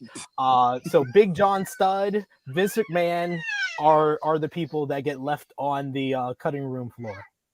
Good. And I thought about John Studd long and hard. I really did think about it because I go back. Pause, man. Come on now. Come on. Bro, like you have never got caught this much ever on another like what is going on, sir?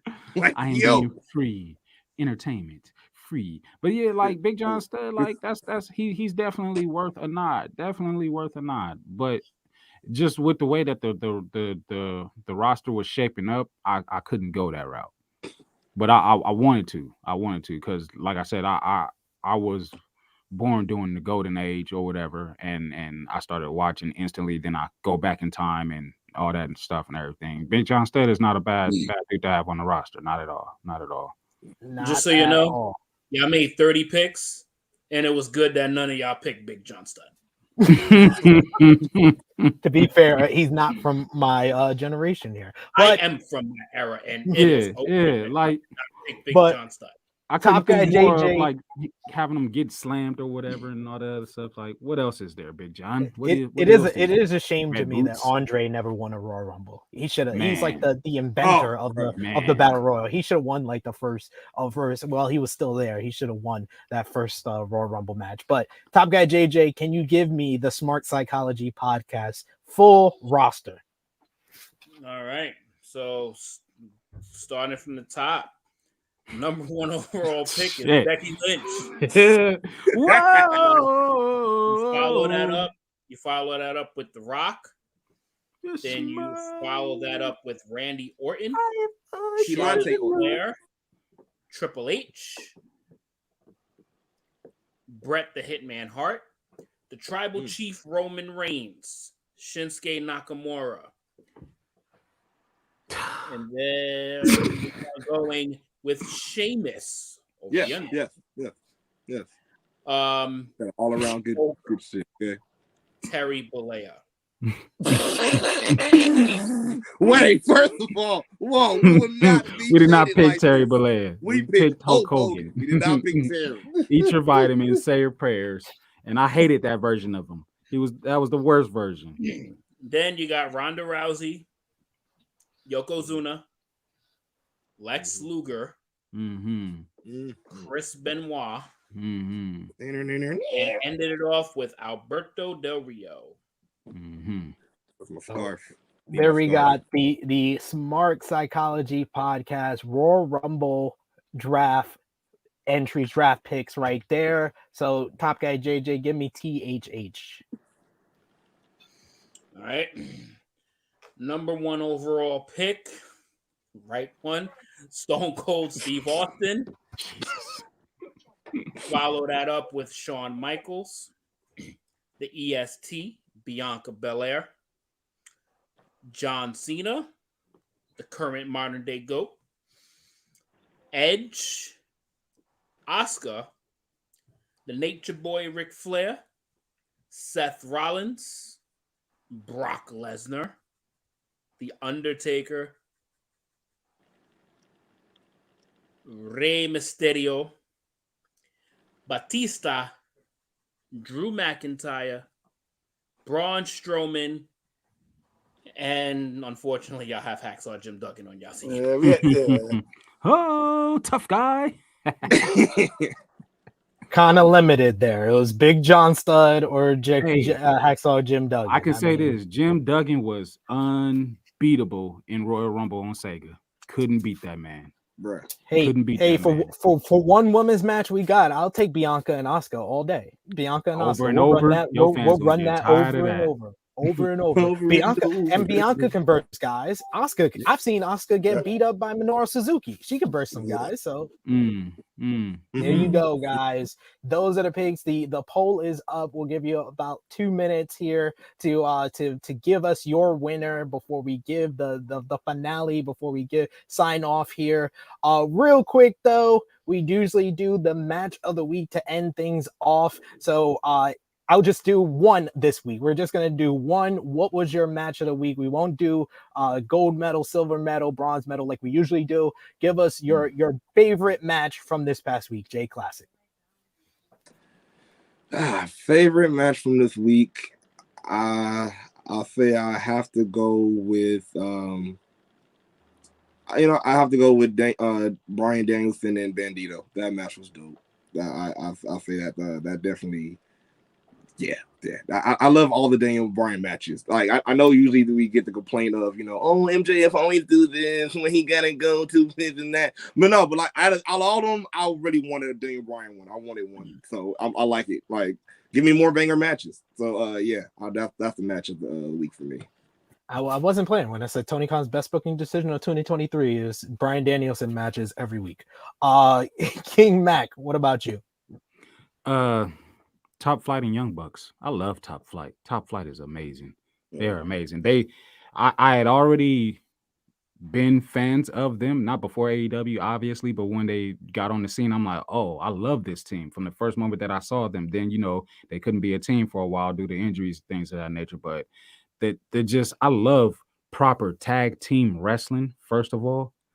Give me the matching gear, you know what I'm saying? Give me the in sync, you know what I'm saying? Like we are really working tag team magic here, but the way they work in the ring, like I've never seen nobody, and I love the Lucha Brothers, but I've never seen nobody work the ropes the way that those boys do, so fluid and effortlessly. Oh my God, it is beautiful. It is gorgeous to watch. So Top Flight Young Bucks. And for them to get the win, that's big. That's big. I think the Bucks hadn't had a tag match since like the summer or something like that when they lost the tag titles to Swerve and Our Glory. Yeah. That man, Top Flight is everything. I'm not gonna lie. I'm a little bit scared though. I'm a little bit scared of that. There was only one reason I didn't pick that match because it made me scared. Because the last person to get a big win like that over the Young Bucks was Private Party, and I was excited for Private Party. To be yeah. I keep saying, I've been saying all week that Top Flight is in the middle of a push, while that was supposed to be the start of the push for Private Party, because Top Flight already got elevated in their feud with Blackpool Combat Club over the past couple of weeks. So this was just the next chapter, whereas with Private Party, it was kind of the start, and they didn't follow up with it. That's kind of the story of Tony Khan's booking a lot of times. But top guy JJ match of the week. From what I saw, I gotta go Bryan Danielson and Bandido. Like that's wrestling 1-on-1. That's a work of art. I mean, especially on TV. That was a pay-per-view quality match. So yeah, Bryan Danielson and Bandido all the way. Ness, what about you? So I missed Dynamite this week. It probably would have been some love for Dynamite, but I'm going to go with Speedball Mike Bailey versus Kenny King in that fight pit match. Really, really brutal. I enjoyed the hell out of that matchup as well, but I will go with, I agree with most of the panel here. I'll go with Bandido versus Bryan Danielson. That was my highest star rating that I gave for any match this week. I gave it 4.5 stars. Just a great match. And Bandido, man, the one spot I love from Bandido is when he literally tells his opponent, just dead weight me. Don't help me out with the suplex and let me just lift you with my power. This man is like if Rey Fenix and Pac had a baby, because he's a high flyer who just got ridiculous strength for a guy who's very, very short in stature. So I love Bandido, and I love that he was able to show out the way he did. One thing that I can't get over with Bandido, every time I see him, he reminds me of old girl from Deuce Bigelow, Mel Gigolo, who had the little thing over. She had a dick nose. So every time I see the little his mask, I'll just be expecting for that shit to go like this while he wrestling. So I can't never really focus the right way. He sneezes. It just I am really focused the right way. Totally done. But thank you for that. But it is now time to reveal the results with. Oh my God. I don't know what happened there. Robot. With 89% of the vote, Tru Heel Heat has won. Y'all understand that y'all draft. getting the same matches that y'all have seen before over and over again with their roster? We're getting Brock and Batista. We got Austin versus Flair. You've seen Brock and Batista. That's No. probably the only match that you haven't seen is Austin versus Flair. Cena and versus really, Drew? you've seen it if you go back to Stunning Steve in the WCW days. So it's just that was a different Stone Cold. That was the Charmander, and we got Charizard now. That was a better technical. That was a better technical Steve Austin before he had to change the way he wrestled. We'll give them 1997 before he took the tombstone from Owen, and we'll give him 1997 versus 1992 Rick. Come on. I mean, but he was injured before that. So, yeah, he was a little hurt. He had the knees. I just like Stunning, Hollywood Blonde Austin. That's my Austin. That is fair. But thank you so much to you guys, J-Klassick, King Mac, Milli. Oh my God, this was a great episode of Tru Heel Heat. You guys had us in stitches. This will not be the last time we have you on the show. No, that's it. Sure. But yeah, we family now. Let the people know where they can find you on social media, good sirs. Let's start with J-Klassick here. Oh, King Mac? All right, let's start with King Mac here. I mean, well, your boy is all over the place on social media, but I ain't really been on social media. I'm doing a better job of getting back into it. But if you want to look for me personally, it's King Mac Milli on Instagram, _ Sir, SIRMAC _ Sir Mac. It's my stage name. I do music and stuff. You can find that on Twitter.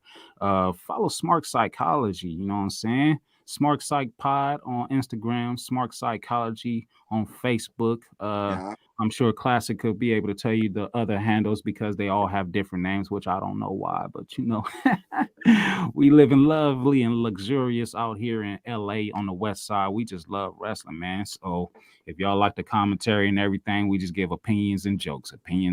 That's about it. Little facts when we get the facts or whatever. So we always with the fuckery and everything. Sundays, Mondays, Tuesdays, and Wednesdays. And then, you know, we have interviews on Tuesdays. We got a couple of interviews already. That's on YouTube. Go ahead and check those out. You can catch us on the audio side on Spotify, Apple Podcasts. You know, I'm sure I'm leaving out something else, but yeah, we all over the place. We just growing, still within our first year. You know what I'm saying? And we've already done a whole lot of great things. PCW Ultra coming up this Friday, 7th year anniversary show for all of those on the west side and want to check out Jacob Fatu whoop some ass. Black Toros. Yeah. You know what I'm saying? Yeah. Want to see Slamovic go against Viva Van, you know what I'm saying? Masha, you know, we it's some bangers, you know. The match we sponsoring, Gates of Agony, which is Khan and Toa Leona, 2/3 of the ROH trios tag champions, you know what I'm saying? Like, it's going down, man. Like, it's going down. That's all I got, man. I appreciate y'all. Thank y'all for having me. I'm a real heel at the end of the day, too. I didn't even really bring that out, but, you know, it used to be A to the 6L, all heel, all day, every day. I love heels. Heels are the backbone of professional wrestling. You know it. You know it. You definitely brought your heel out with them draft picks. Man, I had to. Dare to be different. J-Klassick, what about you? Oh, man. Well, you can follow me mainly on Twitter at classic_Smark, and that is KLASSICK. Yeah, that's why I spell it like that, because your boy's so sick with it. That's right. And also, you can also follow us. The ones he did forget, he did say Twitter, Smark Psych Pod, Instagram at Smark Psychology, Facebook at Smark Psychology Podcast. The reason why they are different is because Facebook has to say the whole name, okay? And you told it to just say Smark Psychology, but hey, they have to say the whole name on Facebook. Also, follow us on TikTok at Smark Psychology. We actually have rised a good bit on social media, and thank everybody that support us and everything like that, man. As you said, the interviews we have coming. Look out! Also, we should have the whole team of Prolific. If you have not seen Prolific before, look them up. Great team on the East Coast. Right now, they're in their drip set phase. That means everybody in the whole crew has gold. You feel me? Prolific going down. So check that out. Also, we should have a couple more people. PJ Savage, a couple more people from the independent scene. Just keep an eye out for us, man. We just thank y'all for having us on. Man, next step is Quizomania. SP3, I've been seeing you, bro. I've been seeing you. We need that. We need that. Yeah. So, yeah. You're already. Ness, let the people know where they can follow you, good sir. You guys can follow me on Twitter and Instagram, skinny__Kravitz. Right here on the Tru Heel Heat YouTube channel every Tuesday. NX3, myself, Chris G, and Romeo. We go live watching NXT every Thursday. Once again, myself, Chris G. We go live watching Impact Wrestling. You catch us over there on at Tru Heel Heat Gaming on Twitch. Every Wednesday, my part-time job. Well, not every Wednesday, but every other Wednesday or so. Elite Heat, myself, not Chris G. Myself, Romeo, Josh, and Drunk Guy JJ. And I get to pop up on everybody else's shows, trying to get the Infinity Stones of the Tru Heel Heat YouTube channel. You're doing a good job. You're doing a good job with I'm trying. Guy JJ. It's good rocking out with y'all. Fun draft. You know, great times with everybody. Lots of laughs on this show for sure. On Instagram, you can find me at Tru Heel _top guy JJ. Here on the YouTube channel, when my schedule allows me to, on both the wrestling channel and sports channel. Should be on the sports channel tonight. Still figuring out later on because I might have to do some stuff. But yeah, just here for some watch alongs. Hopefully get to be back on the flagship podcast soon. This was really fun. The dialogue and the jokes, that shit was second to none. Epic. Good to be back on after a couple months. So this was pretty cool. So let's do it again sometime when the schedule allows. And yeah, good stuff, good shit, and great draft. And lots of, you got to understand there's like 3 turning points that happened for the draft that I think that was overwhelmingly making it Tru Heel Heat, right? Picking Sheamus over the Undertaker. Jesus Christ. picking Becky Lynch over Stone Cold Jesus Christ. Yeah. and picking Terry Bollea in the second round. Hogan. Hulk. Look. Hogan. We said we're Yeah, gonna Mr. make history somehow. Okay. Now, you see, you get less shit for the Chris Benoit thing because I think that is subjective to what people think, and obviously the thoughts and views of who sees and how they see it. Mm-hmm. But if you a person of color, you see it second round. You sacrificed the black card, bro. So if you was left bro. if you was left with Hacksaw Jim Duggan, Big John Stud, and Hulk Hogan, you still picking Hacksaw? I mean, you gotta take the best. You gotta take the best of the white. You gotta take the best of the whites, right? You would have picked him. I am not picking Hulk. I mean, we gonna take Hogan over Big John Stud. Yeah, money, man, money. But they picked him in the second round. They didn't even wait to leave all the problematic people. He was the last pick round. of the second round. If that makes anybody feel any better, we did take Hogan over Ronda Rousey, Yokozuna, Batista, Drew McIntyre, and they don't have issues. That's fine. That's fine. Everybody's got issues. You just don't know what their issues are. Oh, we don't know it yet. No, we don't know it yet. We got the Negro Buck. We don't know. The icing on the cake and the cherry on top was picking up Puerto Del Rio. We got Negro Buck in the chat who says, great show as always, guys. Hope to see Smark Psychology back in the future. Much love as always, JJ, Ness, and SP3. Thank you so much to everyone who joined us for the show today. You can follow me on the Twitter machine at Tru Heel SP3. Facebook, Twitter, and Instagram at Tru Heel Heat. Become a Patreon backer, $3 a month, patreon.com/Tru Heel Heat. More exclusive content over there. And we got some a new list video dropping tomorrow right here on the channel. The top 10 best Royal Rumble matches as voted on by the contributors of the Tru Heel Heat YouTube channel. And want to thank everyone who donated super chat donations. We here at Tru Heel Heat will match any super chat donations that were given today and give those proceeds to the Pew family. God bless. And to that Pew family, God bless to Jay Lee and Gracie. And of course, R.I.P. Rest in power, rest in honor to Jay Briscoe. For the Smart Psychology boys, J-Klassick, King Mac, for Ness, for Top Guy JJ, it is me, your Tru Heel Phenom, SP3. This has been Tru Heel Heat 209. Reach for the sky, boy. We are signing off until next time.